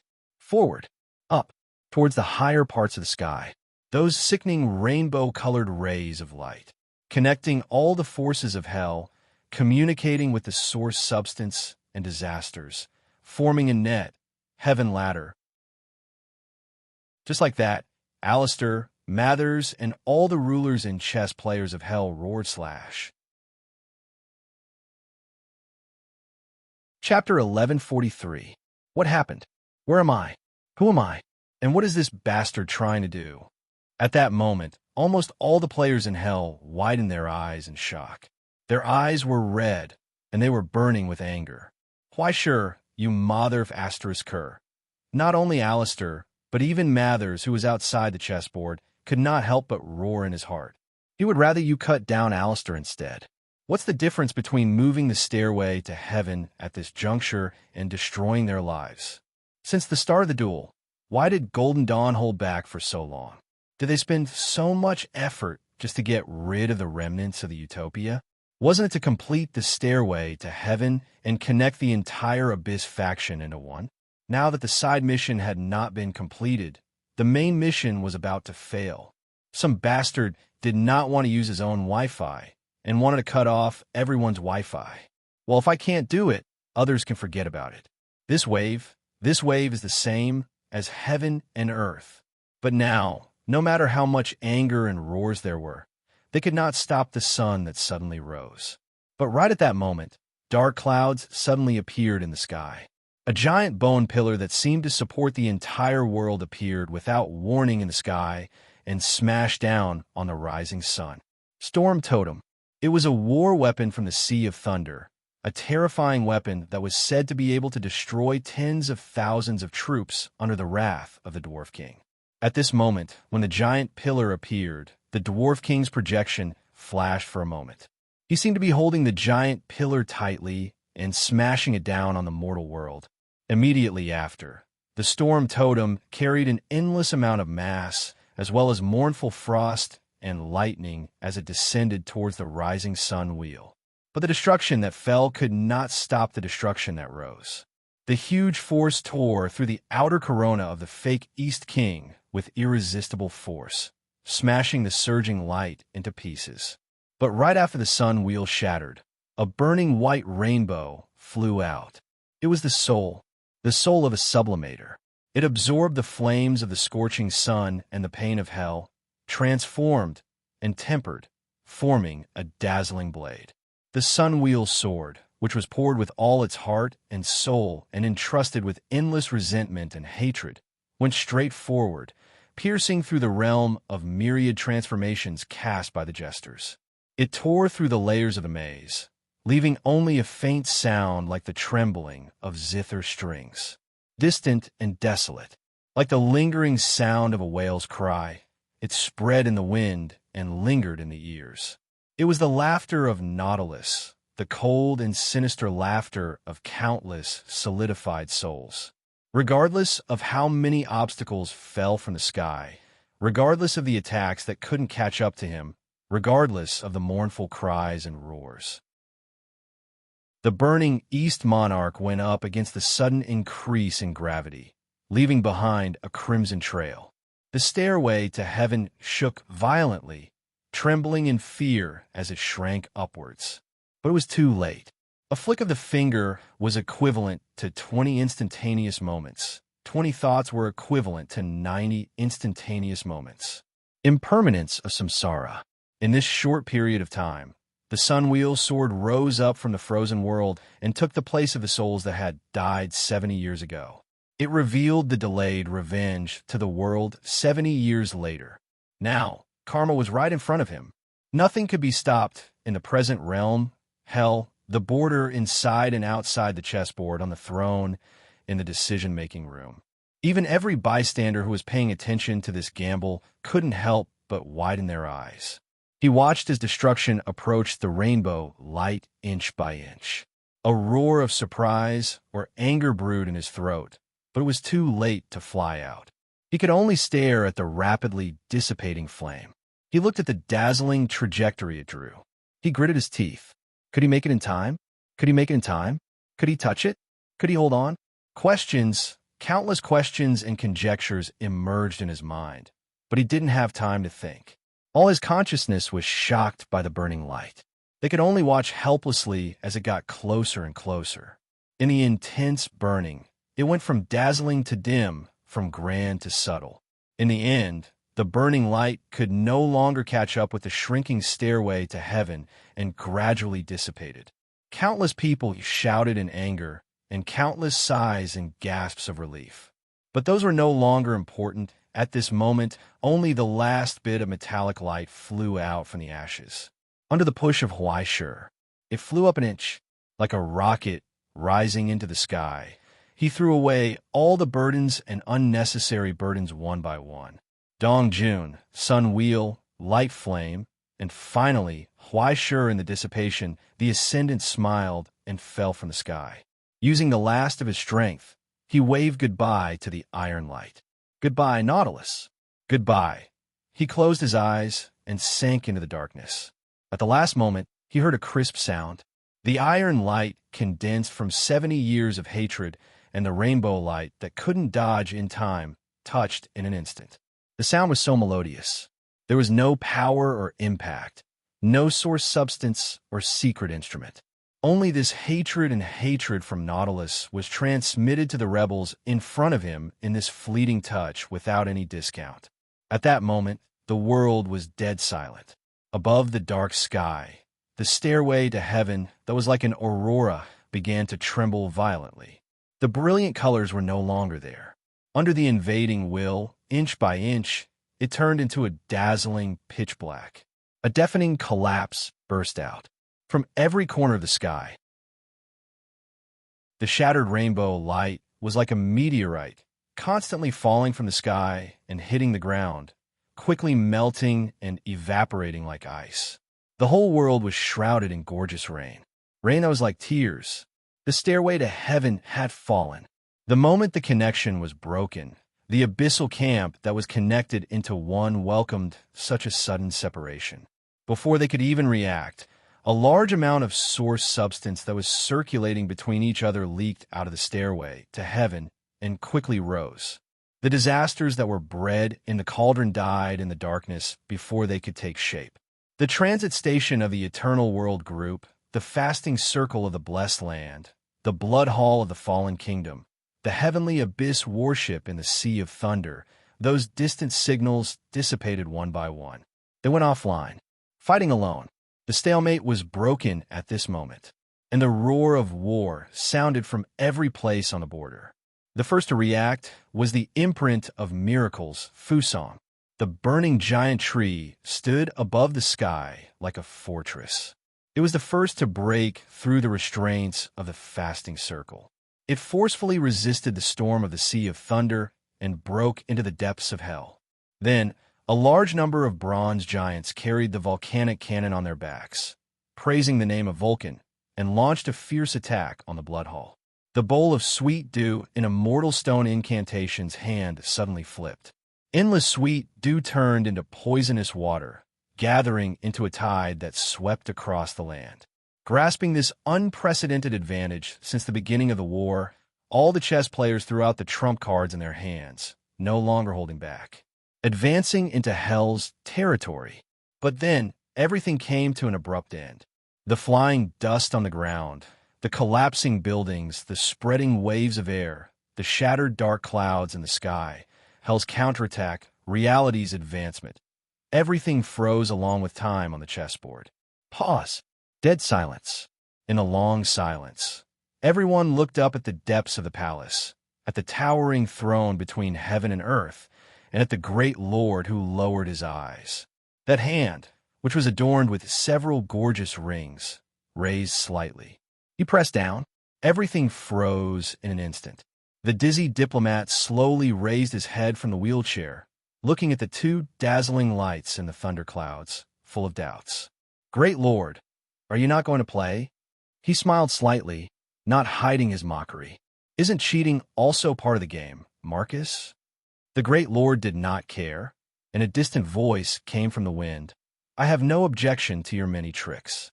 Otherwise, why didn't I interfere before the stairway to heaven collapsed? He did not care about the opponent's mockery and calmly replied, Now, I'm just using my own authority. You don't have to be so calculative, right? But this authority is not within the rules, Marcus asked, haggling over every detail. Even if the rules are not written, as a participant of the bet, I naturally have the right to pause in the middle of the game. The great lord answered frankly, although the timing of the pause is not advantageous to you, there is no doubt that it is approved by the rules that we have jointly agreed on. Otherwise, why would the chessboard respond to my command? Middle of the game? Marcus was taken aback for a moment, but he did not pester. Instead, he directly pointed to the core of the problem. In your opinion, is it time to enter the next stage? Your actions are indeed praiseworthy. However, I don't intend to give up the victory just like that. The great lord's finger slightly tapped on the armrest of the throne, setting off a faint thunder in the clouds. Then, as you wish, Marcus, the second half has begun. Along with his words, the hand wearing many rings slowly raised, and a faint flash appeared between the 5 fingers. A key. Get ready, Marcus. Take your world. The great lord's smile was gloomy. If you can take it. Just like that, it was thrown into the chessboard. Then countless cracking sounds overlapped in one place. The seal hidden in the Gaia fragment, the shackles that had been entangled on it for a long time, and even the countless shackles that shrouded the chessboard, all fell off in an instant and disappeared without a trace. Just like that, the final shackles were released, and the power that had been stagnant for hundreds of years began to operate again. At this moment, the frozen world once again ushered in an earth-shattering change. Or rather, it returned to the original appearance of the fragment of the present realm. Even the dead Gaia and the fragment from the present realm still had the attributes and structure of the present realm. At this moment, countless streams of light darted out from the cracked ground. It was the hidden and solidified blood of Gaia. Now, the moment the shackles were released, it followed the convergence of the operation and evaporated, rose, came alive, and flew in all directions. The fragment shook violently, responding to the distant present realm. And so, the power from the present realm once again descended upon this empty world. On the fragment, the projection of three massive intersecting silhouettes appeared. Like giant pillars, they intersected with each other and once again propped up this dead world, enveloping all things within. Essence, transformation, origin, substance. The three pillars had appeared. In the observation department of the Command Bureau, the servers soaked in cooling liquid were already overloaded. Every second, enough data and information that ordinary people could not answer in their lifetime were being processed. Countless questions flashed by, and in the end, a rapidly expanding fan-shaped chart appeared on the screen. 30%, 40%, 50%, 60%, 65%. In the end, the number stopped at the limit of 66%, allowing the numbers behind the decimal point to continue to expand and increase, but could no longer increase the number at the front by even a single point. At this moment, in the Gaia fragment, 66% of the territory was already under the control of the present realm. And this was after the Thunder Lord had interfered. Countless people were shouting in anger or suppressing the urge to vomit blood. If there was one more round, no, even if there was just half a day more, the present realm would be able to increase the territory under its control to 70% or even 75%. At that time, the dust would be completely settled and victory would be in their hands. And now, with the power of the present realm acting on it, the projection of the abyss began to appear in the fragment. Dark clouds spread across the sky, and endless lightning covered the sky. The giant drum was beaten again by the Dwarf King, awakening endless disasters, torrential rain, gales, locusts, frost. Under the dark clouds, the rivers turned blood red, and countless bones floated in it, forming the palace of eternal death. The mountains collapsed, revealing the iron-colored ground beneath. Thick smoke spewed out, and countless zombie-like mechanical puppets were born from it. A pale, holy light that was as white as bones circulated between heaven and earth, outlining the beautiful mirage of paradise beneath the 9 lands. In the deep sea, aberrated creatures were born from magma or oceanic trenches. Dark eyes opened in strange places where humans rarely tread. The shattered stairway to heaven flashed in the sky for an instant, but in the end, it could not take shape again. Like a baby that had suddenly died in swaddling clothes, it wailed and dissipated silently. Only the reflection of a pale tower appeared out of thin air from the sea of blood and the mirage. It was between existence and nothingness, but it also seemed to be everywhere. Mather's expression was gloomy. He pursed his lips and said nothing. But the tears of blood in his heart could not be stopped. This is too much. Stairway to heaven, my stairway to heaven. Chapter 1144. Amidst the surging disasters, layers of death descended, embedded in the fragments like maggots in tarsal bones, and began to spread rapidly. Endless malice flowed through the veins, ocean currents and wind, and pollution from the abyss constantly emerged everywhere in the fragments, like huge mold spots, disgusting. But at this moment, all the existences in the abyss camp saw such a scene, and there was no joy or pleasure in their hearts. Not to mention that they were forced to this extent by the Discovery Realm, causing them to lose the initiative. Just the loss of the stairway to heaven alone made everyone's heart ache. There were even jesters who criticized the Grand Lord for not looking at the occasion. If you have the privilege, you should have used it earlier. Why did you have to wait until the stairway to heaven was broken before taking it out? Now that you're done showing off, you still have to suffer, right? Well, Now that there was no stairway to heaven to connect the forces in the middle, the forces descending from the various hells could only fight on their own, unable to coordinate with each other to the greatest extent. The difference in deterrence was not just a little bit. If they were not careful, they would probably be separated and encircled by the Discovery Realm. But no one had the courage to raise an opinion in front of the Grand Lord. The last person who rushed in front of the Grand Lord and said that there was something wrong with his brain was already... they were already sitting opposite the Grand Lord and gambling with him. But no one dared to be like that lunatic Marcus and confront the ruler face to face. Even Marcus had to rely on the Utopia as a pillar to have room to maneuver freely in the abyss, didn't he?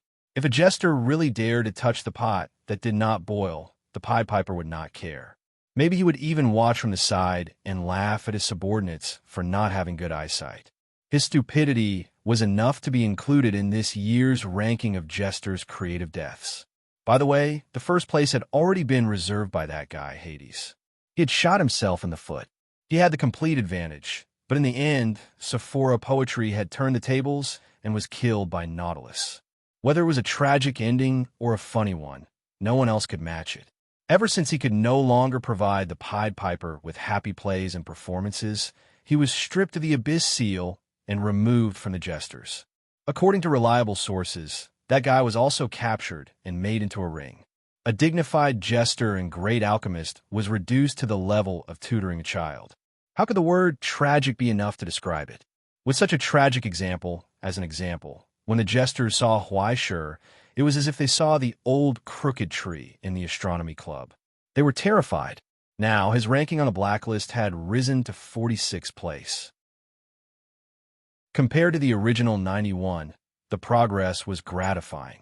If it wasn't for the fact that he hadn't reached the 5th stage yet, he might have been able to enter the top 20.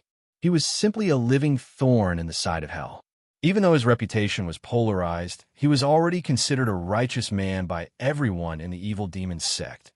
Now that they had the chance to teach such a person a lesson, they would definitely not be soft-hearted. Besides, weren't there still a group of lonely ghosts from Utopia at the front? For example, in front of the chessboard, Marcus. At that moment, the old diplomat in the wheelchair suddenly bent over and coughed violently. His wrinkled skin convulsed and contracted. His heart was in agony. His lungs were torn apart. His limbs were broken. His blood was dried up, and his soul was burning. Countless illusory pains descended on the soul that was like a candle in the wind. He raised his face. His pupils constricted in his bloodshot eyes, and a little darkness appeared. Signs of solidification. At this moment, the evaluation report in the Gaia fragment had been delivered to every member of the decision-making room. Earlier, the numbers had already lit up on the old man's wheelchair armrest. The correction was at 66%, and the distortion was at 34%. 34% of this world was already enveloped by the abyss, similarly as one of the stakes. 1/3 of Marcus' soul welcomed the favor and blessing of hell. Almost visible to the naked eye, the true essence of the abyss that was so pure that it was suffocating descended from the sky and poured into his soul. That power had already made countless jesters and crowns go crazy with jealousy. Hell seemed to be cheering for it. It tugged at his will. Tisk, in the Pantheon of Rome, the emperor, who was watching this, frowned. He didn't say anything and only held the hilt of his sword. He didn't say a word, but everyone could feel the chill and anger that lingered around the emperor. Next to Marcus, the creator, Nakajima, who didn't have a sense of presence from beginning to end, reached out and pulled out a syringe gun from his pocket, pressed it against Marcus' neck, and pulled the trigger. The potion from a continuation academy was injected into the soul. It forcibly restrained the spread of pollution and erosion, at the risk of tearing his soul, and suppressed the symptoms of solidification to about 1/3. The old man in the wheelchair spasmed and suddenly stiffened from the twitching for a moment. After a long time, he coughed from his throat. Mottled white hair drooped from his forehead, and he looked extremely embarrassed. He was already sweating profusely. Just like that, Marcus lightly wiped the stains and saliva from the corner of his mouth. Then he raised his head again and indifferently urged, "What's wrong? Continue." So in front of him, the chess players withdrew their concerned or worried gazes and didn't look back. Only the Grand Lord on the throne chuckled. "Look, my friend, such a stubborn struggle is really admirable." He sighed approvingly. "No matter how many times I see it, that dazzling lightning-like light is so fascinating. Although being disrespectful to a powerhouse like you is a path to death, I really want to tell you to save it." Marcus shook his head slightly and sighed. "I already have an ideal to dedicate my life to. Nothing can be compared to it, Grand Lord, even you are the same." "Ha! You only have a short 100 years to wait. It's natural for you to be stubborn and biased. Marcus, I don't care about your contempt and rudeness. One day, you will understand how precious what I have given you is. Until then, you can struggle and resist, but it will be useless. Just like your world will eventually sink, you will eventually come here." The Grand Lord smiled magnanimously and told him, "Time is on our side. The strongest weapons in the world, the most precious treasures in the world, the creatures with the longest lifespan in hell, the remnants of the oldest epoch, the most maddening beauties in the abyss, and even the pearls containing infinite power, the diamonds condensed from countless deaths, the disasters that save everything and at the same time completely distort everything. In the Sea of Thunder, these things were all there. But unlike other places, the most beautiful things were only fit for the strongest to possess and enjoy, just like the most dazzling soul in front of him at this moment. Even the Grand Lord's treasury, there weren't many collections that could compare to his. He had enough patience to wait. One day, Marcus would willingly stand in front of him. He had plenty of time. Time? Maybe. Marcus sighed indifferently. "It's a pity that there's not much left for me. Nothing can be changed." Along with his sigh, the gloomy world on the chessboard blossomed with light again. Countless miracles sprinkled from the projection of the 3 pillars. It spread throughout the realm. It illuminated the faces of every ascender. After the long prelude ended, this was the real beginning. They had finally truly taken control of the fragment of Gaia. They had taken control of everything. The goal of the Continuation Academy had been achieved. They had truly used the power of the emergence realm on this fragment, giving it life again, unblocking the earth veins, and rebuilding the universe. But the price was to face the reversal of the situation, as well as the counterattack and invasion of hell regardless of the consequences. In order to win this bet, all the rulers would do everything they could to smash this world into smithereens. It was extremely difficult to achieve something, but if they wanted to do something bad, a rat's droppings would be enough, just like what Huaishir had done in the past. Now, just thinking about the destruction hell would do by hook or by crook, everyone felt a mountain-like pressure. The short respite didn't last long, but the whole world was already dyed red by blood. The sound of the tide rose, accompanied by the low sound of bones grinding against each other. That strange sound enveloped the entire fragment along with the scarlet light. Everywhere it passed, the earth and the remains in the graves trembled slightly. The origin substances that had been dormant in the earth were attracted by the precipitation of hell, and they were drawn towards the enormous and dignified palace of darkness. Blood tax bone decree. In the cracks of the earth, at the top of the gloomy city formed by the collapse of the country, the throne set up for the withered king was empty. But even though the supreme king was not here, the imperial order he had issued was still in effect. In the palace, dozens of tax collectors and countless gloomy souls were prostrating on the ground. Only Gala alone had his head held high. As the representative of the 7 armies, he unfolded the scroll in his hand and conveyed the will of the king of hell to the world in front of him. All death, all bones, all destruction, all would belong to the collapse of the country. Blood, bones, and souls, all of them belonged to the supreme king. The moment the withered king's throne descended, an order that could not be changed was implanted into the shard. From that moment onwards. No, even before that, the many souls that had died in battle and the many souls that were floating on the battlefield were pulled by an endless force involuntarily thrown into the true hell. All death would gather in the collapse of the country. All broken souls would become the fangs and claws of the collapse of the country. The river of blood surged and flowed under the dark ground, spreading. The winding road of bones extended from the ground. On both sides of the road, all the territories had become the land of the dead. Little green flames floated in the cold air, illuminating the corpses that crawled out of the soil. Here, the home of all things was built, even if this final destination was not a peaceful one. On the other side of the world, the stooped shamans shouted hoarsely, singing praises and bowing to the eternal dark lightning in the sky.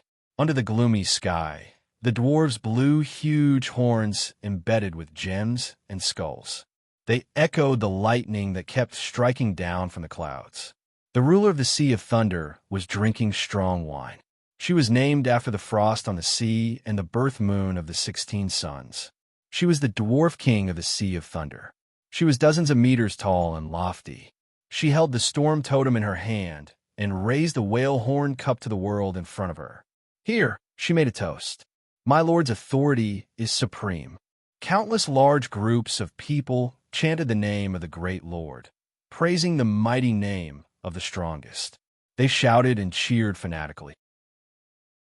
In the world-shaking sound of thunder, the storm totem beside the dwarf king suddenly rose by a section, then another section, and then another section, and then another section, and then another section. In the end, it turned into a huge pillar that seemed to support the entire world, causing the mighty sound of thunder to spread in all directions. Here, I bestow upon all of you the opportunity to reach the top, the achievement and hope above all others. The dwarf king laughed loudly and spilled the wine in the cup. If you're not willing to be weak, if you're not willing to be enslaved, if you're not willing to be poor, you can fight against the strong. You can fight against your own race. This is the curse and blessing bestowed upon all of you. You must know that killing 10,000 people can make one person, but one person is far better than 10,000 mobs. 1 in 10,000. The authority of the great Lord had descended here. That was the law that came from the Sea of Lightning. It was a deep-rooted law and a supreme rule. The strong decided everything. The strong defeated everything. And the strong owned everything. Stripped of all concealment and disguise, ridiculing the so-called morality and order, only naked strength could achieve authority. Only then could one become a supreme king. The moment that authority descended, no matter if it was the earth or the underworld, the fighting spirit of all creatures suddenly burst forth. The killing intent in their hearts surged, and their eyes turned scarlet. They looked at each other, their own kind, and rubbed their palms. The desire to become stronger, the ambition to control everything, the unyielding pride that was unwilling to be under others. It didn't matter. None of it mattered. If one wanted to achieve something, then snatch, kill, and snatch everything. Kill your own kind, harm your own race, and all living things compete.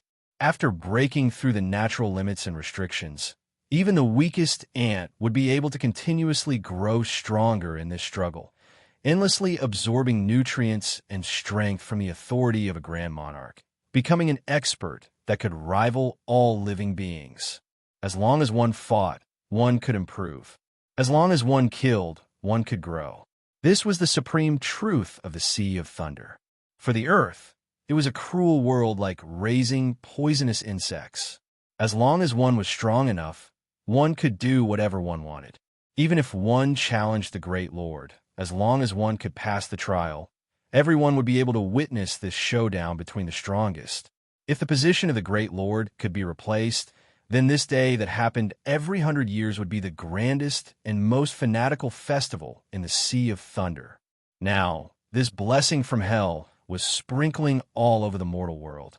It seeped into every inch of soil and encouraged all living beings to decide who was the strongest. Soon, between the countless wills of the struggle, a huge cycle instantly rose from the ground. The hymn from the rancher spread from the holy paradise projection. The hunting angels held long swords in their hands. witnessing the faith and dedication of all living things. The food chain of hell was thus formed. All living things perish, all living things compete, and all living things eat each other. Then, the CEO of the Eternal World Group casually threw out the card in his hand. The scalp-numbing chain of summoning began, and frames were shrouded in the fragments. Independent registration, personnel outsourcing, huge reward, eternal blessings, option bonus, meditation, spiritual cultivation, blissful labor. Under the impetus of eternal profits, the Smoky Mountains responded loudly, and flesh factories rose from the ground. Countless slaves wailed on the assembly line, unable to free themselves. The truth of all living things killing each other appeared here. As the degree of distortion increased crazily, the scroll from hell was quickly unfolding. Chapter 1145. At this moment, with the ringing of the bell that signaled the fall of the country, the existence in hell was awakened. Dark colors swept across the land like a tide. However, a dazzling wheel of light suddenly rose from the ground. A huge disk that looked like a huge sun appeared in the sky. At the top of the dark pyramid, countless hordes of hell screamed like chickens in an assembly line. Under the slash of the sacrificial knife, they offered their blood to the fallen gods.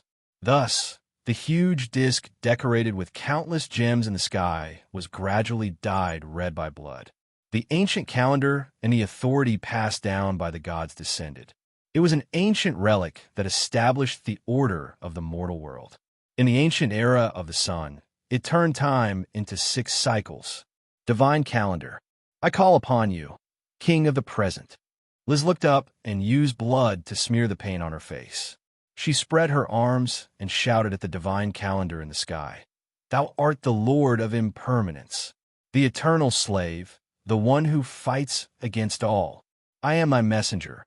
I am the flute of Taz Catrapoca. Now, listen to my voice, respond to my words, and practice thy authority and principles. At the center of the huge divine calendar stone disk, as the noble blood priest shouted, the rock-carved face shook off the dust. As it spun rapidly, the stone face kept changing, tracing back to the past, causing the calendar carved on the stone plate to also reverse. It crossed the current era and extended to the past. From the 4-running calendar to the 4-water calendar, the 4-rain calendar, the 4-wind calendar. As the face that resembled the current era's feathered serpent disappeared from the stone disk, the face of a sinister and cold old man appeared and looked down. The tyrannical light of the setting sun shone on the mortal world. The king of myriad changes, Taz Catrapoca's divine power, descended in front of his priest and gathered into an obsidian mirror shrouded in layers of smoke. In the ethereal mirror, a huge and strange demon eagle formed an outline and took away all the sacrifices. It condensed into a physical body and spread out its huge wings. Just like that, it carried the divine calendar that turned into a sun and rose into the sky. Divine mark, first era of the sun. From this moment onwards, the impermanence lord's hatred for the abyss was engraved into the fragment of Gaia. The dim light of the setting sun illuminated the gloomy world. Wherever it passed, invisible flames and meteors fell one after another. Ferocious beasts crawled out of the soil and evaporated all the erosion from the abyss. The blood river and thunderclouds were shattered by the cold sunlight, and a burning wall of fire rose from the border between the present realm and hell, burning all the large groups of people who dared to cross the border into ashes. The entire world was split into 2 by the power of the smoke mirror. Isolation hell. Right in front of the projection of paradise, a melodious melody suddenly rang out along with the sound of drums. Praises filled with endless joy and peace resounded throughout the world. To Shiva, to Vishnu, to Brahma, the withered immortal stone incantation sat cross-legged. Countless images of the past and the faces of the gods appeared in the bowl of sweet dew in his hand, as well as the crystallization of endless good karma and evil karma. Countless people recited and preached in unison in the wind, describing the mystery of Brahma and I as one, the righteous principle of karma and reincarnation, and the only way to transcend all things. The good karma was accompanied by a brilliant golden light that enveloped the world. The skeletons left behind by countless immortals slowly appeared. Then, before anyone could react, loud laughter rang out. Boundless radiance surged in immortal stone incantation's eyes. He propped up his withered body and leaped forward as if he had fallen into the endless abyss. As he fell, he burned intensely. Very quickly, it disappeared from sight. But the majestic and mighty praises did not cease, as if the whole world were commending him for the great benevolence he had uttered. He did not hesitate to burn his soul in this game of chess. After exhausting all of his remaining lifespan and good karma, the divine mark from the Veda Origin Codex was sprinkled into hell. The 6 paths of reincarnation reappeared. In the blink of an eye, countless ferocious asuras rose from the river of blood. Rakshasas appeared out of thin air in the frosty wind, and hungry ghosts crawled out of the wasteland as a mortal stone boat sacrificed himself. Endless power gathered in hell. Like a great tonic for the abyss, the darkness suddenly expanded. Not only the fallen nation, the sea of thunder, the eternal group, and even the blessed land and the dark eyes Black River benefited greatly from this generous gift. But at that moment, the chess players' expressions were not pleasantly surprised. Instead, they began to twitch visibly with unbearable rage. Some giants and jesters even began to curse. Disgusting.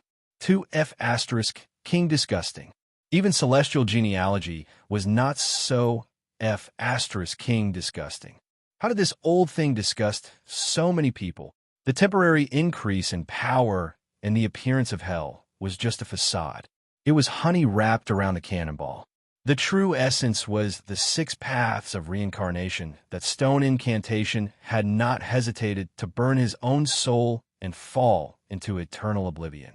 With his own sacrifice, he had imprinted the 6 paths of reincarnation into the fragment. That guy had turned all the savings of the Indian genealogy into the 3 paths of beast, evil spirit, and Asura, and thrown them into the abyss.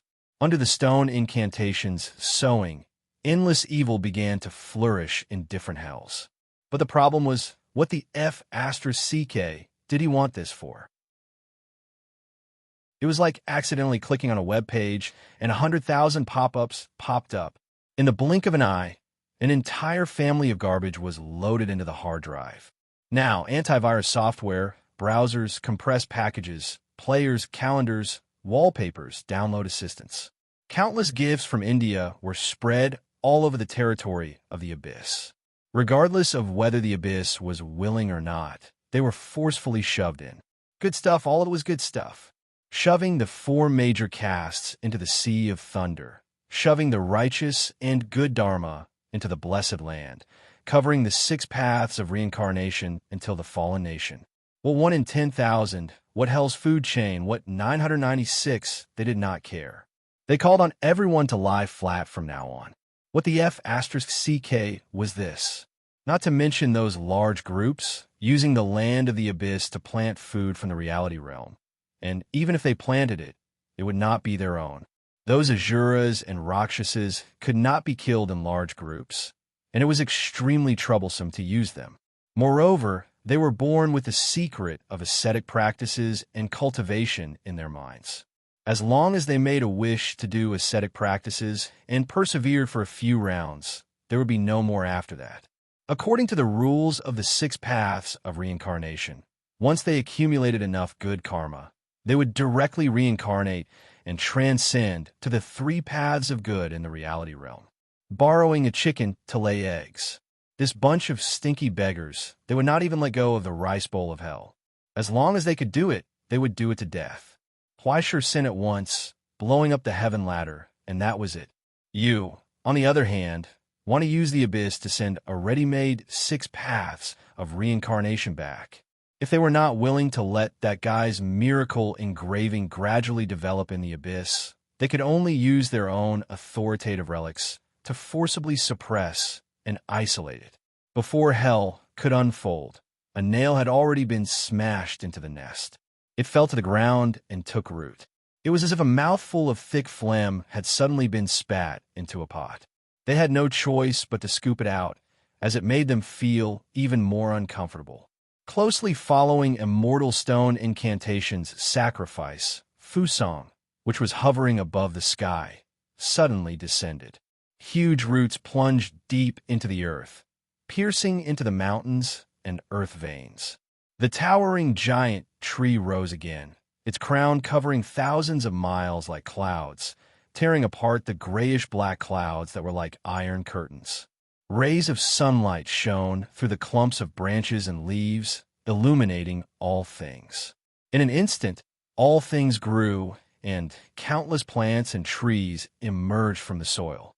A hurricane blew down from above the sky. At the top of Fusang, the Blue Emperor looked in the direction where Immortal Stone Incantation had dissipated. Her face was expressionless as she sighed silently. For so many years, we couldn't stand each other. Although there were many disagreements, now we are in the same boat. Don't let his sacrifice be in vain. She waved her sleeves and ordered the young people behind her, "It's time to do something." Behind her, the 4 heroes of Jixia bowed their heads.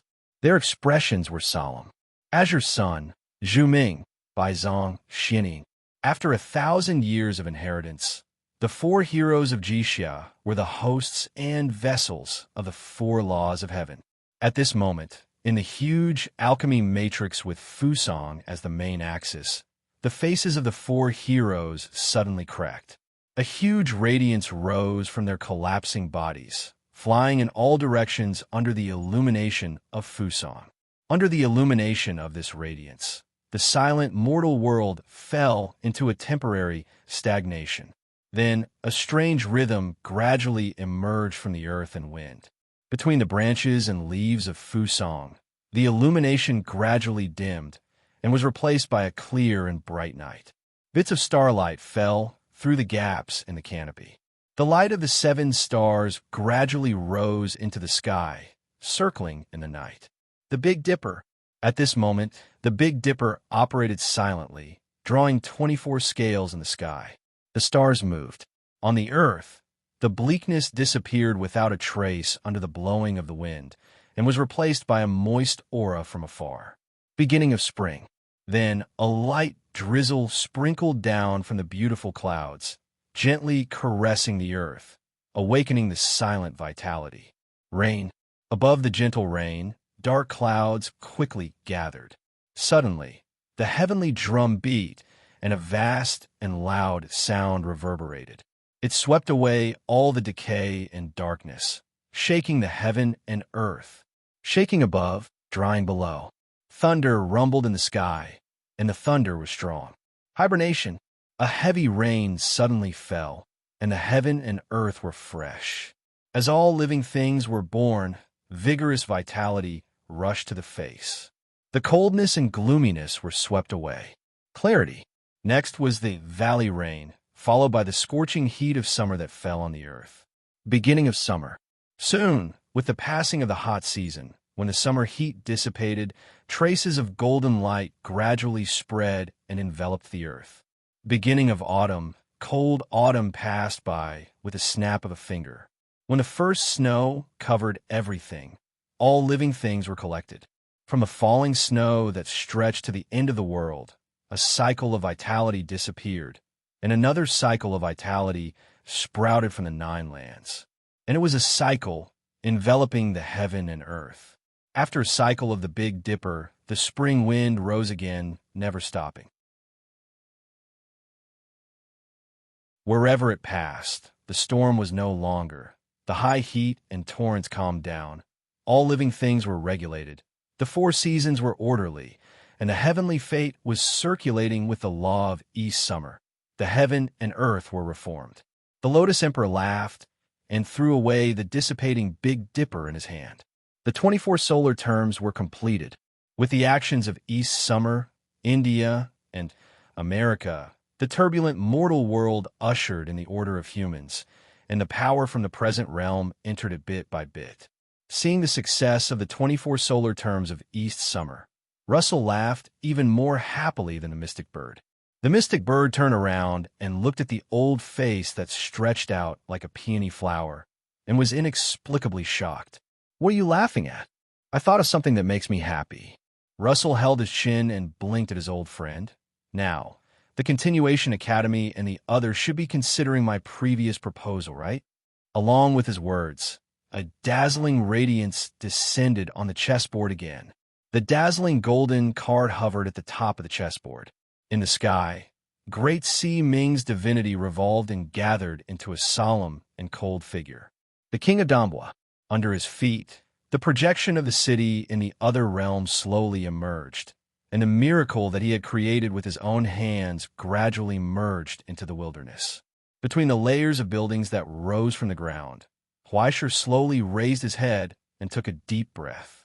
It was as if he was still recalling the unprecedented pleasure of self-destruction just now. He whistled proudly. "Phew! Although it's a little late to appear, it should still be in time." He lowered his head and looked at his 5 fingers that were spread out, and in his palm, the chess piece that had appeared out of nowhere revealed a happy smile. "Friends, let us raise the stars again." At that moment, in his palm, the Black Queen's chess piece flowed with the light of stars. The unparalleled achievements established by the Astronomy Club in the past were revealed here. Foundation of ectoplasm, or, to call it by another name, cut off all the secret methods of secret methods and create all the technology of technology. The turning point of the generation of gods. The glorious prologue of the golden age of the present realm. So, said the first project, Zarathustra. Chapter 1146. Now, what appeared in the form of the Black Queen was a reconstructed artifact from the pillar of the divine marrow, an existence known as the foundation of astromatter, the carrier of the great mystic apparatus, as Zarathustra said. However, its existence and status were the highest secrets of the Astronomical Association, and it was on the same level as the precursor. At this moment, its copy was in his hands. Even though the touch in his palm was light and fleeting, like a phantom, Huaisher felt as if his soul was about to be crushed by an invisible weight. The weight of thousands of pounds. This was the crystallization of history. The Continuation Academy intercepted countless fragments of the glorious past to form a record of events. It replicated the great mystic apparatus that now shrouded the present realm, and then modified and deleted it according to the environment of the Gaia fragment. In the end, this power was grasped in Huaisher's hands. Even if it was only a temporary simulation and reconstruction on the chessboard, it still made him almost unable to breathe. Unexpectedly, Huaisher was not confused, nor was he surprised. It was as if he had been prepared. Even he was a little surprised. When this thing appeared in his hand without warning, his mind naturally appeared how to use it, application methods, and even precautions, as well as a simplified version of the operation guide of more than tens of thousands of words. It was as if it was just a flash of inspiration. It was just a thought in his mind, and all the fragments of memory automatically overlapped together, generating unimaginable information. The patterns on the wall, the patterns on the plates, the smile of the receptionist, the fragrance floating in the air, and the memories of the past, the sudden flash of ideas. When each element collided with each other, a large piece of information would appear.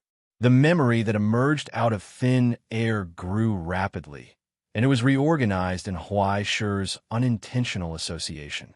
The compressed file was uncompressed. After the whole process was over, Huaisher realized what had happened, and he felt a chill down his spine. A glimpse of the whole leopard reveals the whole leopard. Apart from that, he didn't know how many other things the lunatics in the Continuation Academy had stuffed into his memories that he didn't notice. Even before that, he didn't have any awareness, and was unwittingly injected with so many things that he didn't even think about. He was like an unimportant chess piece on a chessboard, wasting time in a corner. But when the situation suddenly changed, he realized that he had been given an important mission that he had never imagined before. Now, Not only was the foundation of ectoplasm given to him, but he was also equipped with Nakajima-kun, who was the closest person to the chessboard. Nakajima-kun could answer any of his questions and give him suggestions at any time. But why was it him? Or Russell was on the ceiling again.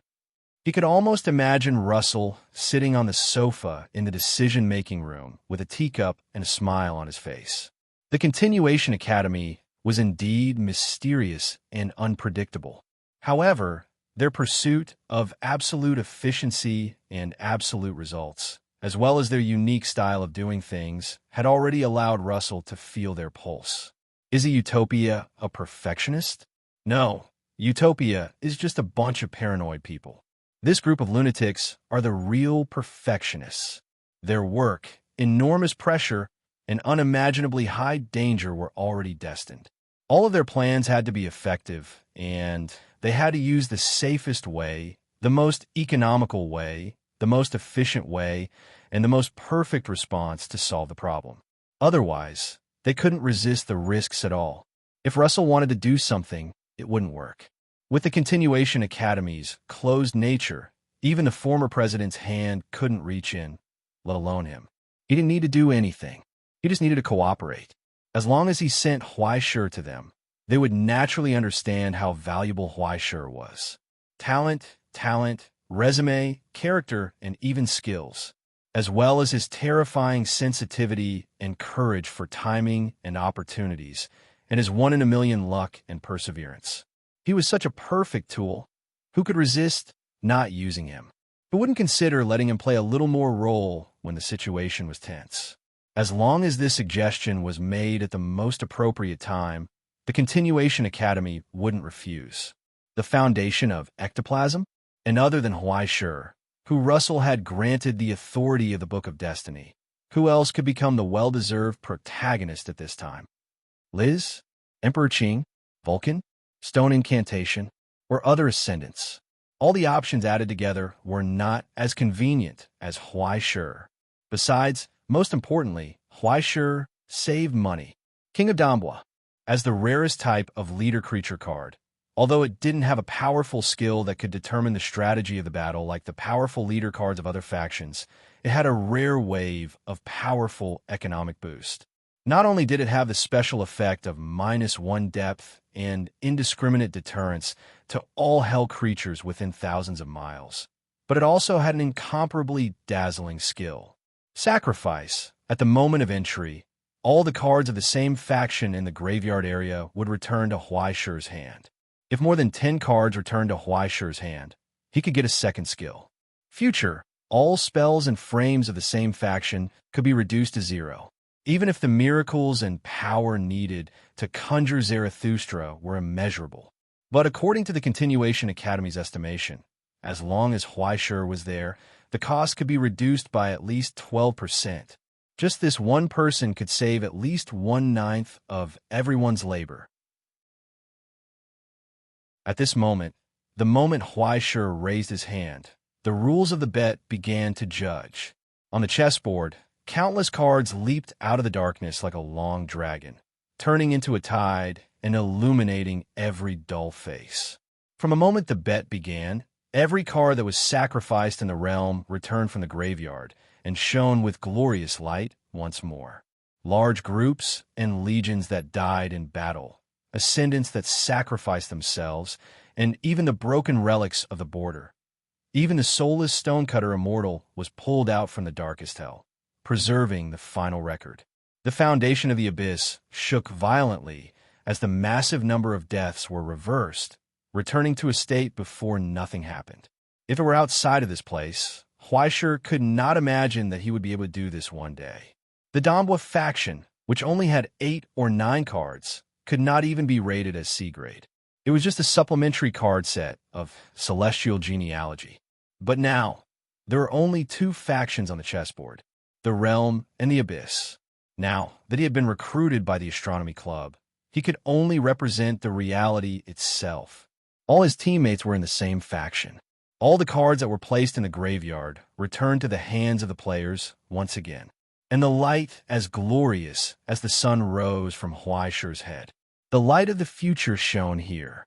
Countless amounts of origin substance descended from the sky like a flood, pouring into his body. In his hand, the Black Queen's chess piece slowly rose. Countless fine arrays emerged from it, overlapping with countless scenes. They slowly awakened and unfolded again. At that moment, he felt the book of destiny in his soul suddenly tremble. On the title page, a brand new emblem and status bar appeared. Then, endless records of scenes poured in. The torrent like the seven seas breaching the dike swept through his soul, but it did not bring any pressure. He was already in the safe haven. Only the illusory voice echoed in his ears. Book of Destiny connected, verification passed. Welcome back, Mr. President. The first project, Zarathustra, said. Warm-up complete, awaiting your order. The magnificent blueprint slowly unfolded in his soul. Endless mysteries and laws flowed in the scenes. Fleischer felt that he was dissolving, but in a trance, he seemed to have become the whole world, feeling the low rumble of the world's operation. Now, the world was in his hands, waiting for his order. Fleischer opened his eyes and whispered to it, activate. At that moment, the endless blueprints in his soul broke through the restraints and rose into the sky, shaking the world. The magnificent light played a glorious chapter in history. The dark clouds were swept away. The clear night sky was like a crystal reflecting the light on the ground. The dead fragments trembled violently. Countless dust particles flew into the air, as if they were responding to a song from a long time ago. The three pillars projection operated at this moment, enveloping Fleischer's figure. At this moment, countless rays of intense light descended from the sky. All the cards that had returned to their hands were thrown out by the chess players again, offering sacrifices to the slowly unfolding great secret ritual. With these countless records from the present realm as pillars, they once again propped up the dome of the sky and rebuilt the stable land. The great secret ritual, Zarathustra, laid the foundation here. The gods died. Everything would be redefined in the hands of humans. The world of humans had descended. At this moment, on the distant land, old Lady Chachel, who was silently smoking her pipe, looked up. She stared at the glorious era that once belonged to them, the light that she had once taken for granted, as if it would last forever, the light that belonged to the utopia. What a pity. The beautiful past is gone. She sighed softly. That kid's luck is really not good. Even if he can become the president in the future, even if the utopia can be rebuilt one day, this glory might not be able to return. In this life, I'm afraid he can only relive the beauty of the past on the chessboard. But it was clearly a regretful sentence. But when she said that, the corners of her mouth could not help but curl up slightly. It was as if she was smiling. It was mocking and malicious. It was filled with regret and anticipation as she looked at the location of hell. Indeed, the past was full of happiness and beauty, but wasn't this happiness only meaningful if it was built on the pain of the opponent? Friends, let us relive everything in the past again. Let us taste the bitterness of the past again and look up at the world that you can't reach. That the world that we created. At that moment, endless brilliance rose from Fleischer's embrace. It was the stars, countless stars. The shining stars shone brightly and reappeared from the void bit by bit. They rose toward the sky, making the night no longer dark and gloomy, making the lonely sun no longer lonely.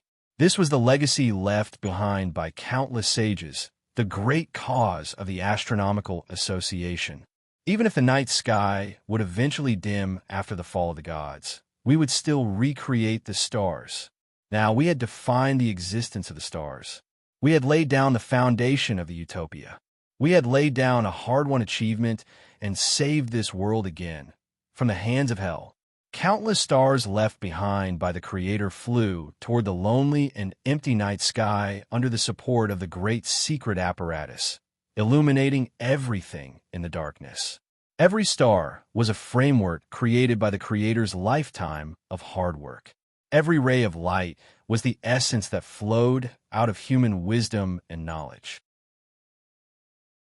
Mechanics, electromagnetism, thermodynamics, relativity, quantum, elements, hybrids, inorganic, organic structure, interface, ocean currents, geology, oceans, minerals, evolution, genetics, cells, life, species. Now, the stars that were engraved in history gathered into an ocean and shone in the night sky again. It shone on all things. It reestablished all the rules. A soft sigh filled with hope and blessings sounded in Huaishi's ears. It was the laughter of the souls that had long passed away in the distance. So, we embarked on the path to the stars, hoping to look back at the glory of this world. Chapter 1147. When the stars rose in the distance, the place was dark and gloomy. In the deepest part of the Continuation Academy, only a lone lamp slowly moved forward on the narrow road. Jaeger panted as he followed behind, sweating profusely. "How far is it?" "Soon." The dean walked in front with light steps and a flat voice. "2 hours ago, you said so. Before I came in, you seem to have said the same thing to me. If I told you the truth, you might find it troublesome and not come." Dean 000 answered without turning his head. "According to my understanding of you, I need to add some sunk costs for you to increase your initiative." Panting, Jaeger was stunned. "Then I really have to thank you. But don't worry, it's really soon now." The dean added, "It's just ahead." "I hope so." Jaeger shook his head and wiped the sweat on his forehead. He wished he could kick off his leather shoes. Walking barefoot was more comfortable than this thing. If he knew it would be so troublesome, he would have changed into looser clothes. But if he knew it would be so troublesome, he wouldn't have come even if he was beaten to death. "I say, don't you have any transportation here? Even if you can't drive on the cliff, a helicopter should be fine, right?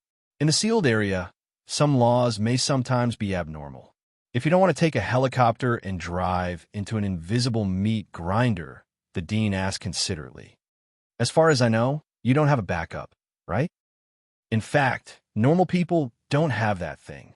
Is that so? What a pity." The mysterious figure in the protective suit tried his best to show a sense of humor that bordered on nonchalance. Jaeger was frightened. He was afraid that this guy would suddenly stop and say that walking is too boring. Let me tell you a joke. Whether he could laugh or not was another matter. But his tortured nerves couldn't stand such a ridiculous scene. In this way, in the hurricane, they walked on the narrow cliff road, ignoring the deep darkness under their feet and the faint, strange echoes in the darkness, until finally the figure in front stopped. "We're here," the dean suddenly said. "Where?" Jaeger looked around blankly and saw the dean, who had climbed up the rock, reaching out to him and pulling him up. Finally, he caught a glimpse of a light rising from the precipice. In this narrow space under the rock stratum, in the deepest darkness, a wild wind blew from the bottom of the cliff. In the deep crevice of the earth, streaks of dim light appeared. They meandered like rivers and extended to the end of one's line of sight. Jaeger couldn't help but be dumbfounded by the strange colors that resembled polar neon. It was as if the deepest wound of the whole world was exposed before his eyes. It was tragic and spectacular. It was different from all the records and photos he had seen before. This was the kind of shock and trembling that could be felt with the naked eye, and even fear. This was the crack of the reality. Under the stitches of the Continuation Academy, there were scars left by the world itself. Wow, Jaeger sighed subconsciously, oh, it's really that very big. No matter how much higher education one had and how profound one's attainments in rhetoric were, when faced with such a vast scene, one's eloquence would be shocked by reality, right? Other than big, he really had no other adjectives. "Yes, it's really big." The dean nodded calmly. "We are still far away from this branch. If we want to get closer, we have to walk for a long time, but it's already an eroded area. Without protective gear, it's no longer a place where humans can survive. Hundreds of years ago, the Astronomy Society completely killed Gaia there. 70 years ago, the fallen kingdom of heaven also fell into the core of the reality from there." Boom! With his words, The earth in the distance roared as if a mountain had collapsed. A hurricane blew. What's going on? Jaeger looked over blankly. It's probably growing, the dean replied. Compared to 4 years ago, the scene here is different. The last time we did a field survey, this was still an inconspicuous branch. Now, it's almost the size of the main crack. There are more than 6 cracks like this here. Every year, the Continuation Academy spends more than 20% of its resources to curb its expansion, but the results are minimal. The dean said, "You should have read our report, but reports are just words after all. This is why I brought you here." After a short silence, Jaeger sighed softly. "No one will deny the role of the Continuation Academy, Mr. Dean. As for the world creation plan, we have also pushed it to the end. Will it be of any help to us, then? Maybe, but it can't cure the root cause. Remodeling can't solve all problems, Mr. Jaeger. Miracles have weight, and the reality is getting heavier and heavier. These cracks are the evidence that it can't bear. The fall of Kingdom of Heaven back, then, can at best be called a trigger. No matter how many times it is born and destroyed, if it can't make up for the strength of the house's skeleton, it can only passively delay its birth." The dean replied calmly, "Now, the consequences of the imbalance between the 3 pillars have begun to be reflected in the outer layer of the reality. The internal pressure is probably even more shocking. If there is no Gaia fragment to repair it, even with the world creation plan, it can't eradicate such a hidden danger. In the end, it's still the body of Kingdom of Heaven, right?" Jaeger sighed with a headache. Killing Gaia back then left a scar on this land that could never be healed. Later on, the fall of Kingdom of Heaven was like a sharp blade that could not be pulled out from the wound. Until now, the situation was actually just a loss of blood, which was enough to make many people wake up from their dreams with a smile. Not to mention the Continuation Academy, just the Command Bureau alone was about to be overwhelmed. The integrity of the 3 pillars, the maintenance of the Great Secret Instrument, the safety of the reality, the increase in the degree of distortion, the launch of the War of the Worlds, the responsibilities and division of labor of each major lineage. There were countless tasks, each of which was important enough, and messing up any of them would be fatal. The people below may be cursing under the pressure of constant overtime and increasingly heavy work, but the people above were also trembling in fear and treading on thin ice. Whenever it involved the reality, every order and every decision was made, there were countless considerations and calculations behind it. "We need time, more time." Jaeger rubbed the bridge of his nose and sighed softly. "And we need victory, Mr. Dean. Even if it's unscrupulous victory, there will be victory." The dean replied calmly, turned his head from the abyss, and looked at the void behind him. "If everything goes well," in the direction of the gaze, far away from the border. In the dark hell, inside the fragment, the stars in the sky unfolded. The night sky was illuminated by a brilliant light. The moment they witnessed this scene, all the hells rumbled, spewing out a massive amount of poison and pollution. Tens of thousands of bloody light soared from the darkness and stretched out toward the unfolding stars. Up to this point, who didn't understand what the reality was planning? Now, the entire Gaia fragment was like a server that had left the reality. These guys wanted to root the entire system back again in the fragment. Once Zarathustra was fully unfolded, everything would be bound by the rules of the reality. When Huaishur held the administrator account in his hand, all the viruses, worms, and bugs that didn't belong to the system would be blocked bit by bit, suffocated, and finally completely expelled under all kinds of suppression. No matter who it was, they couldn't let the reality wrap this meticulously created noose around their necks at this moment. Under the giant pillar of the storm totem, the dark Confucian king, Frost Moon descendant, threw down the wine cup in his hand expressionlessly, reached out, and took an ancient horn from the priest's hand. He aimed it at the sky and blew it loudly. The high-pitched and ear-piercing sound of the horn set off a storm, and countless ripples spread out. The sound rose into the night sky as if there was a substance, constantly fluctuating in the darkness, shaking the stars and summoning the strange monsters from hell. Under the summoning of the bugle horn, The massive door of darkness opened abruptly in the night sky, and a strange star fell from it. It was like a pile of scarlet flesh and blood, and it constantly sprinkled blood rain all over the sky. Countless tentacles stretched out from above, stirring up the night sky, setting off a storm, and wantonly circling in the sea of stars, causing the stars to sway. In the Pantheon of Rome, a brilliant silhouette flashed for a moment. Suddenly, a bright moon flew out from the longbow, rose into the sky, and collided with the strange blood star. The miraculous engraving from Artemis went straight forward. The bright moon exuded the murderous intent of the goddess of the hunt. The shattered moonlight flew out like sharp rays, and the two sides collided, causing half the night sky to tremble. Not only that, in the deep palace of the fallen kingdom, an ancient sarcophagus slowly opened. The beautiful ruler, sleeping in it, opened her eyes and immediately noticed the strange unfolding of this world. She could not help but widen her eyes in anger. How did it become like this? Gala, you bastard! What were you doing before?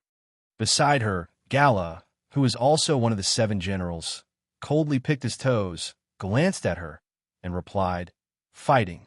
The beautiful woman was silent for a long time. She closed her eyes, took a deep breath, and suppressed the anger that was about to explode. "Calm down. Lamia, you must calm down. Don't lower yourself to the level of this lunatic who only has muscles in his brain. Why does the Supreme King love such a stupid guy?" In the midst of indescribable anger and jealousy, the ruler, known as the Snake of the Blood River, could no longer be bothered to rebuke this fellow. The huge snake body suddenly dissolved into endless rising blood and rose into the sky along with the river of blood. Countless huge halos spread out from the night sky. Those were strands of mycelium that glowed with strange light. Those scarlet myceliums sprouted from the blood and instantly spread across most of the night sky, growing into speckle-like fruits.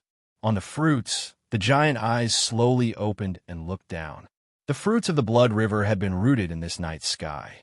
But before they could grow rapidly, above the earth, in the giant fusong tree that seemed to cover the world, a little dazzling starlight quickly rose and gathered in one place, turning into a mighty and endless river. It meandered through the night sky and directly cut the blood river in half. Just in front of the spreading stars, the surging river of flames became the vanguard and the city defense, wiping out all the cursed crystals and fruits. On the top of Fusong, the Qing emperor sneered disdainfully. In her hand, the exquisite and slender jade hairpin reflected the brilliance of the stars, and the miraculous engraving was operating in it, isolating the erosion of the endless blood. Distant Altair star, beautiful woman of the river, the old lady sighed leisurely. Your river is still a little lacking. In the broken blood river, the giant snake was furious, and its ferocious figure appeared, colliding with the heavenly river that grew above Fusong. The shining starlight and blood drops sprinkled to the earth like rain. In the distance, in the mountains that were forever shrouded in thick smoke and pollution, a roar suddenly came. Strange flying machines spewed smoke and flames, and with the huge logo of the Eternal World Group, they quickly rose into the night sky. As the Eternal World Group, which had been silent for a long time, exerted its power, the projection from the blessed land slowly appeared in the sky. Hymns echoed, forming a door to the blessed land. The huge door was like a face that couldn't be seen clearly. Now, the huge mouth slowly opened. It greedily swallowed the stars.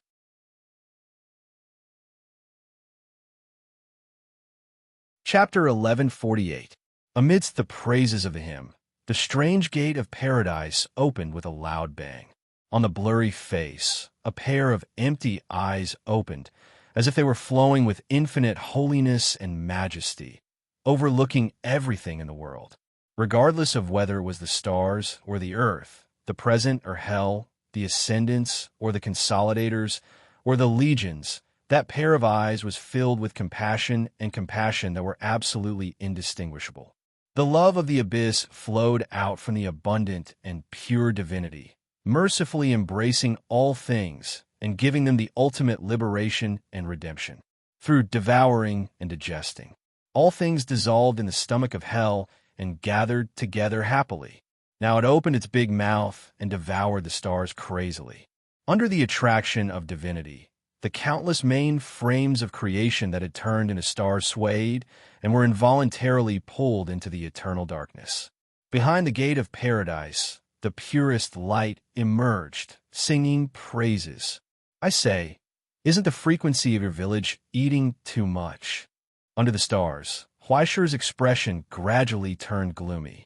He didn't even care about dealing with the aircraft launched by the Eternal World Group.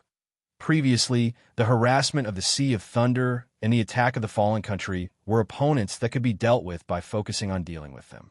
But now, when the rancher's divine power appeared, the entire Zarathustra's great mystic ritual began to weaken. It was as if its foundation was being gnawed away. But in fact, it was no different from gnawing away at the foundation. After all, the rancher represented the god of hell that was born after the fall of the gods. In a sense, he was born with the ability to rule all things and interfere with the present realm. He represented the masters of the present realm of the gods. And the great mystic ritual Zarathustra was a denial of the past. As the proof of the succession of gods and humans, it was a precious crystallization created by the human world.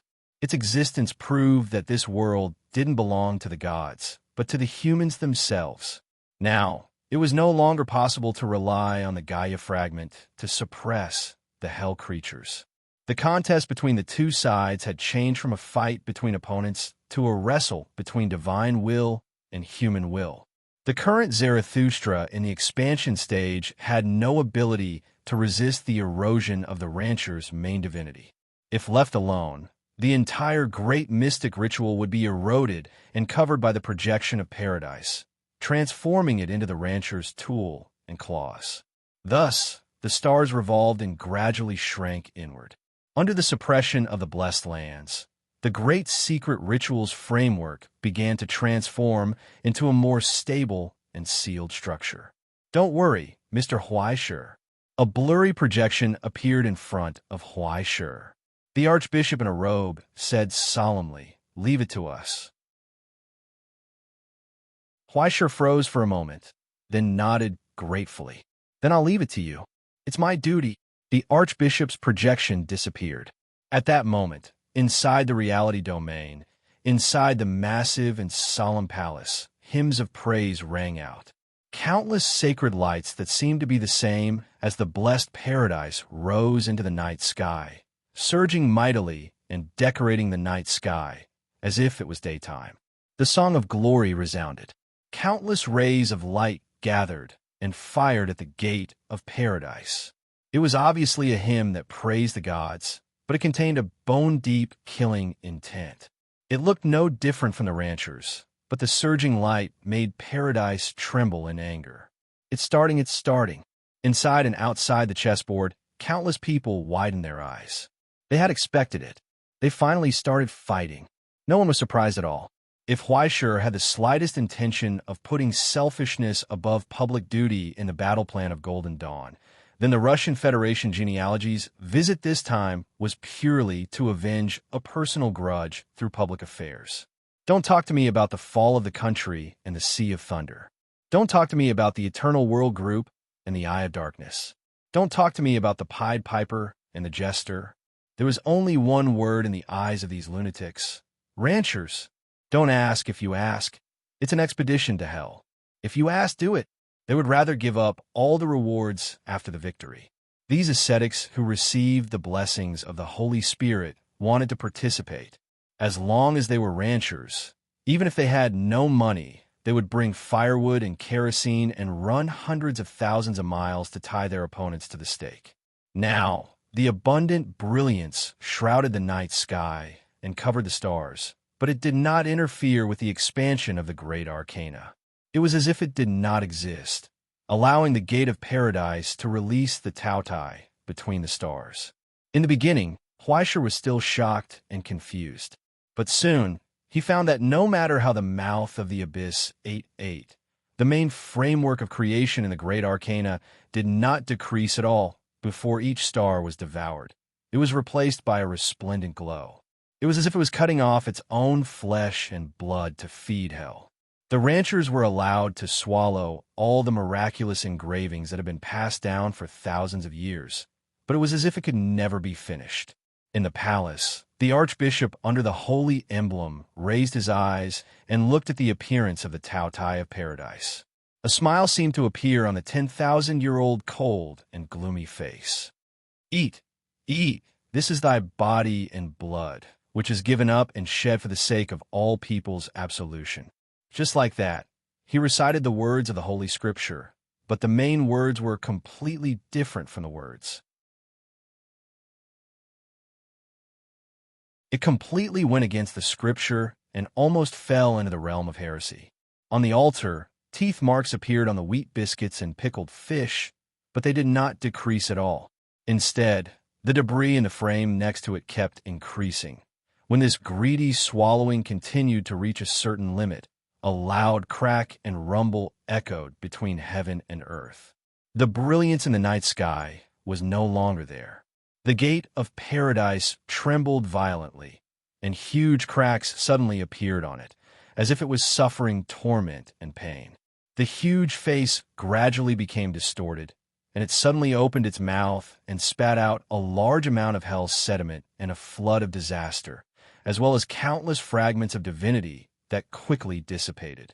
The spreading pollution made the expanding great arcana sound an alarm, but under the treatment and purification of the framework, it quickly disappeared without a trace. On the other hand, the gate of paradise was violently convulsing. The pious hymn was shattered, turning into the hoarse and crazy cries of countless people. This was poisoned? Fleischer exclaimed. That's right, it was poison. It was created to target the ranch owner, and only the ranch owner's divinity had miraculous effects. The brilliant light that filled the sky came from the generosity of the Russian Federation's genealogy. This group of people did not hide their sinister intentions, but the officiants in the projection of paradise could do nothing about it. They could not even stop the greedy gluttony of the projection of paradise. When this supreme divine will began to eat, everything that tried to stop it would only turn into debris. But the food on the table was not as clean as imagined. Those were the appetizers that the Russian Federation had painstakingly prepared for him. In the brilliance of divinity that filled the sky, there were countless miracles and different divinities mixed together. Even if it was the same as the ranch owners, the way it was formed and the will contained in it was completely different. It was hard to understand why there would be hundreds, thousands, and tens of thousands of divergences, even though they all had the same origin. Now, the non-theism, monotheism, trinity, duality, one will, justification by faith, judgment doctrine, baptism doctrine, freedom doctrine, dogmatism doctrine, obedience doctrine, inheritance doctrine. The results of countless schools of thought and theories were passionately thrown into the projection of the blessed land, causing earth-shattering changes to constantly occur in that glorious world. Self-contradiction, interdependence, mutual derivation, and mutual negation, those overlapping fallacies and seemingly flawless orthodoxies were mixed together. Finally, the essence was shaken. How to define the appearance of God, how to conduct the sacrificial rites of believers, how to differentiate the three of the Trinity, how to differentiate between them. The originally unified divinity had now become a pot of porridge under the guidance of countless divergences. Countless thoughts and factions collided and attacked each other in the projection. Even the people of paradise began to show hatred among themselves, looking coldly at the heretics beside them. And what made the officiants of paradise most terrified was that a crack had appeared on the solemn statue in the temple. Within the crack, strange teeth and viscous liquid could be faintly seen surging. The divinity that the rancher had sent down had already split under the erosion of countless heretical theories. If it was not maintained properly, once the statue collapsed, the entire projection of paradise would be completely devoured by the divinity that had completely split. It was not that such a situation had not occurred before. As long as a large-scale sacrificial ceremony was held, the divinity would become clear again. But the problem was, would those bastards from the Russian Federation give them time to fix it?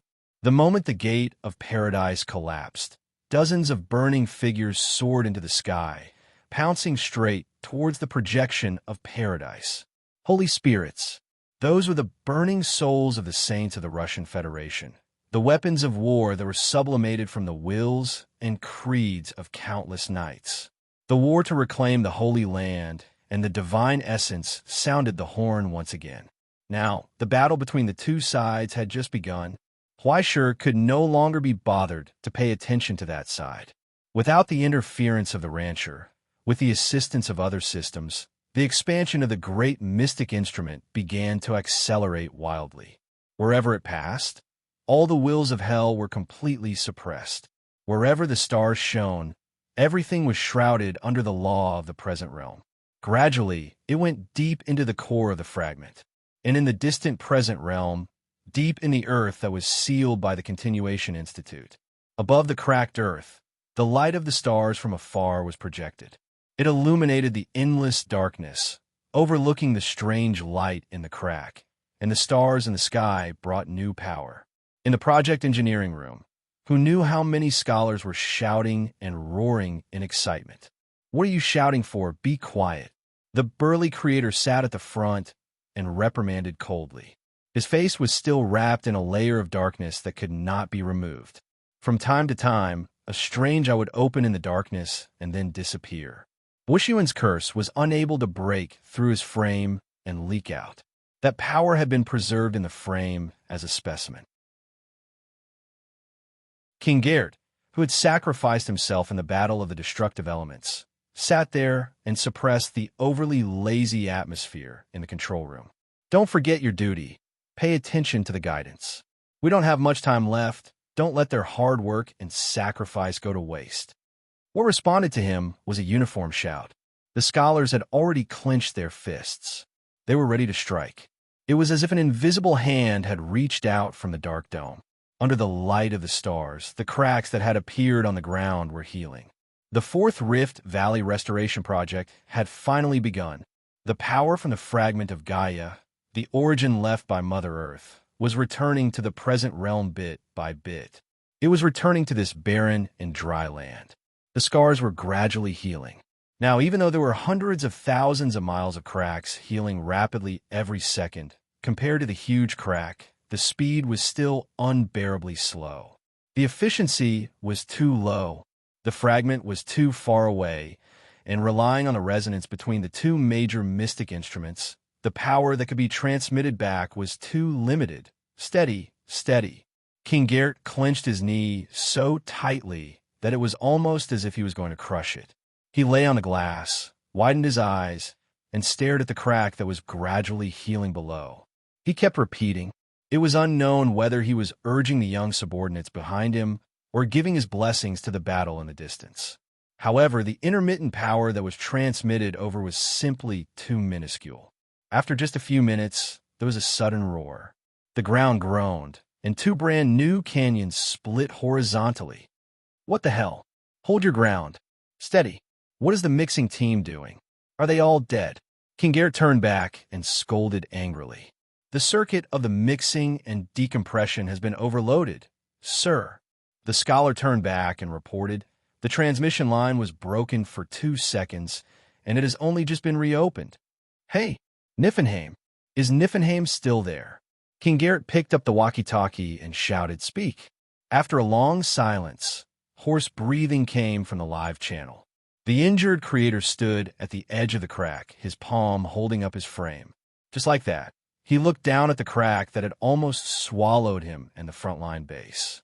He calmly replied, "Just a small disturbance, no problem." He said, "Continue." Now, the entire repair project of the crack was connected to the secret instrument in the distance. It looked like the repair of the crack, but in essence, it was the process of Gaia's fragments gradually returning to the present realm. Once it started, it would be a long and drawn-out project. The Continuation Academy had already bet on the restoration of the present realm.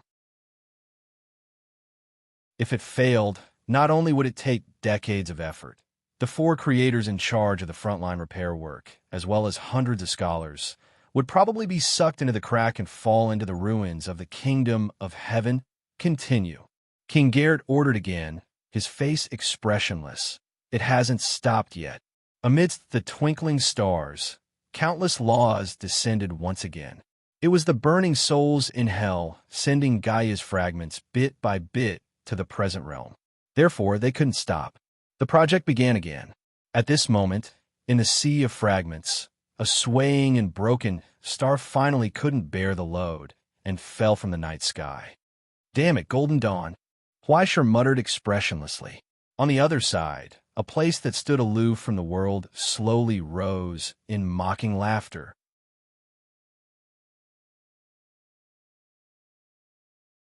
Chapter 1149.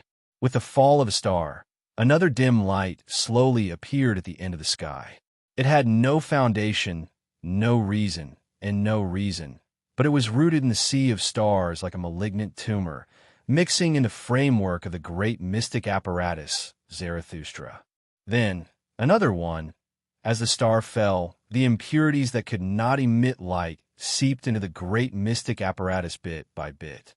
With the stolen light, they began to block the operation of the great mystic apparatus. Error notifications popped up from the panel, floating in front of Huaisher like a storm. Some kind of format that did not seem to be the framework and laws of the Creator. After passing through the identification program, parasitized the great mystic apparatus like vines, blocking the operation, causing contradictions, and even causing it to continue to seep in. The first to bear the brunt was the physics subdivision. Under the interference of the external laws, it almost instantly went into a state of shutdown. What the hell is this? When Huaisher operated according to the manual and read the internal data through the verification program of the great mystic apparatus itself, he almost felt like his eyes were going blind.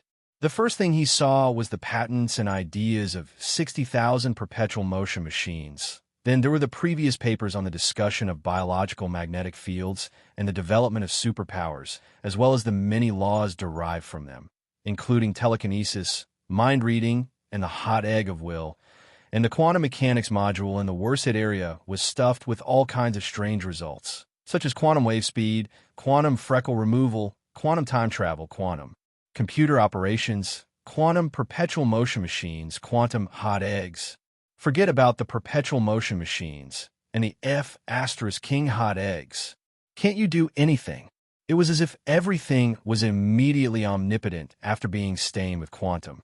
At the core of quantum mechanics, above the framework of Albert District, there were layers of darkness shrouding it, making it difficult to operate. As for the strange laws, such as the chemical energy district turning water into oil, and the whimsical innovations in the mathematics district that only made people feel the urge to pee, there were too many to count. Endless garbage and dregs, as if after years of ignorance and incompetence, the hooligans on the street suddenly received an apocalypse one day and were going to lead the world into a new era. And now, amidst the glorious stars in the temple built by the Creator, innumerable heretics began their own farce. Even if the self-inspection program of the great mystic apparatus was immediately activated, and the garbage that passed off as fish eyes were quickly cleaned up, there was an endless stream of them. Especially among the sublimators, there was a classic simple-minded person like Quafu, who completely believed what others said.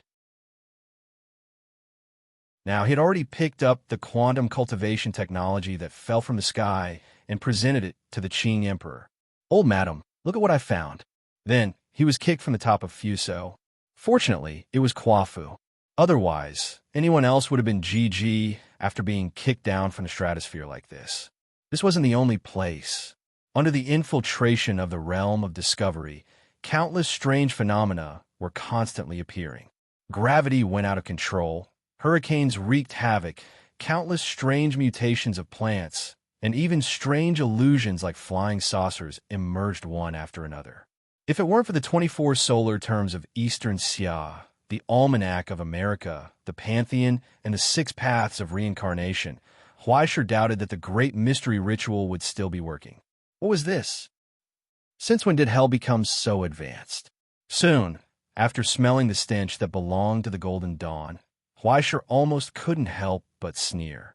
Sure enough, compared to the enemy, the heretics deserved to die the most. Not to mention the heretics that had become the enemy. They deserved to die twice, and they deserved to be hated twice. A bunch of trash. Why can't they just obediently roll into the trash can? Huaisher whispered softly. His fingers swept across the control panel of the great mystic apparatus. According to the settings in the Continuation Institute's instruction manual, the emergency measures were activated. God knows how many illusions those guys had made. They had even prepared for such a situation.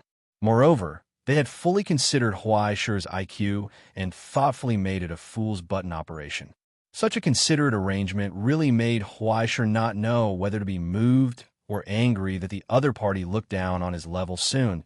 The firewall from the Continuation Institute had finished loading in the great mystic apparatus' system. After that, Huaisher didn't need to care anymore. It would automatically remove all hidden dangers and ensure the stability and safety of the great mystic apparatus. He could finally free up his hands to deal with those bastards who kept trying to show their existence. In theory, as the controller of the great mystic apparatus, with the verification of the Book of Destiny, Huaisher directly obtained the highest authority and could do whatever he wanted. But after all, this wasn't his toy. In order to maintain the stability of the framework, he couldn't deliberately create a bug and directly create a black hole in the reality realm and throw it over. This kind of method of killing 1,000 enemies at the expense of 2,000 was too stupid. He didn't want to be shot to death by the Continuation Institute more than 10 times after the bet was over. He could only change the method. Vice-Chancellor, can the dragon summoning flute still be used? He asked bluntly. Isaac was taken aback for a moment before he immediately understood what he meant. Madame Chun is only equipped with a prototype of the first generation.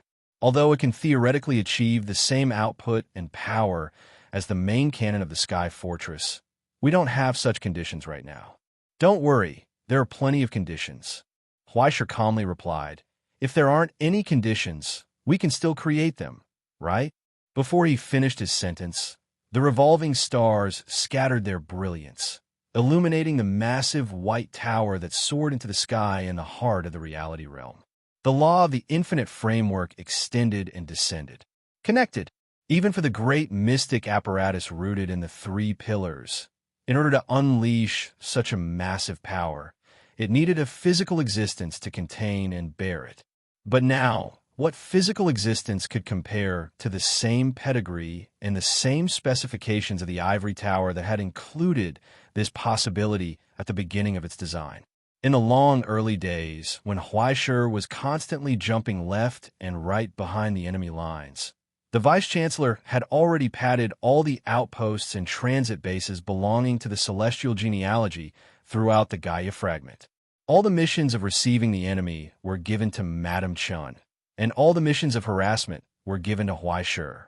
A large group of ascendants from the ivory tower were constantly erecting the beacon of the ivory tower on the land with jaw-dropping efficiency.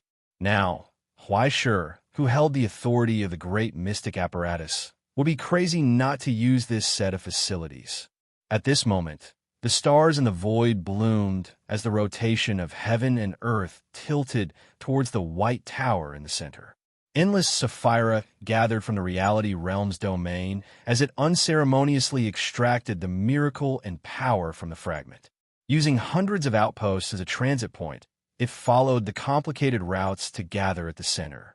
Human intelligence barrier, ivory tower. The tower trembled violently as the pure white color peeled off from the outermost layer, revealing countless flowing brilliance. At this moment, the Chief Affairs Officer, Simmons, who was sitting in the Central Control Center, could already feel his blood pressure constantly rising. Slow down, slow down. He wiped his cold sweat as he shouted at Huaisher's route. Do you want to blow up the entire ivory tower? Don't worry, I've already calculated it. This amount won't blow it up. He gave a casual reply, completely unconcerned about the dangerous nature he seemed to have exposed. A large amount of sapphira gathered in the central furnace, causing countless connected devices to emit sparks. Overload operation. Yes, yes, yes. This is it. Brat, you're awesome. Madame Chun shouted excitedly. At the top of the White Tower, Anubis projection frantically extracted the power provided by the entire reality realm's framework, causing the entire armor to burn red. In the cockpit, the Ascendant, shrouded in flames, grinned as he gripped the control stick tightly. It was as if he was holding the scepter of death. Push it all the way to the end. Data change detected. Nether River sequence activated. Dragon summoning flute, form switch, annihilation echo reversal, destruction torrent, activate. At this moment, in Anubis' hand, the silhouette of the dragon summoning flute quietly collapsed and turned into dust. The dazzling light gathered into a solid form and extended out from it. The giant cannon that looked like it was made of light extended straight forward like a sword of destruction, aiming at the location of the Golden Dawn from afar. In the direction of the cannon, all the air was squeezed away by an invisible pressure, forming a vacuum that extended for hundreds of miles. The light of destruction was brewing, waiting for the final command. This is what you want, right?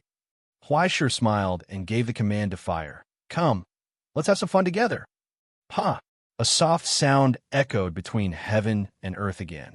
It was as if a champagne bottle called the end had been opened, spraying out light and dreamy bubbles. Literally, the destruction torrent spewed out from the cannon of the dragon summoning flute. The support from the Great Arcana had added almost half of the reality realm's power to it, forging the fleeting light of destruction.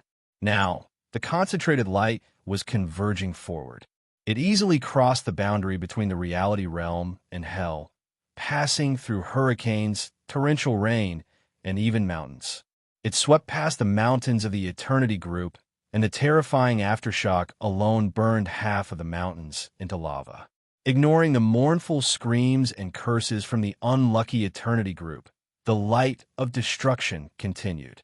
The light of destruction was still moving forward, gathering the light from the stars, the origin substance that had undergone a qualitative change to the extreme turned into pure light and heat. The heat of the entire human world was cast in such a violent way to a place that was isolated from the world, causing that empty space to instantly collapse. Cracks continuously appeared in the Book of Law, and flames spewed out from them, igniting the cover and pages. At the top of the damaged tower, Alistair coldly stared at the light that was whistling towards him. He didn't resist at all, allowing Huaishir's light of vengeance to completely engulf him. Just like that, he watched helplessly as Huaishir destroyed everything that he had created in the early stages. This was the final outcome of being an abandoned pawn. All of his painstaking efforts, all of his results, and all of his plans were buried in this belated light. However, at the very last moment, the shattered face sighed silently. The last murmur, leaving behind the last words that led to the disaster. Where we are, there is no God. We are alone. The moment the introduction was recited, everything fell silent. Amidst the spreading flames and radiance, the ruined body collapsed. Tender, aged, charming, hoarse, low, resounding, countless voices rang out, praising in unison. We are for the large group, he said. We are for the army of 10,000.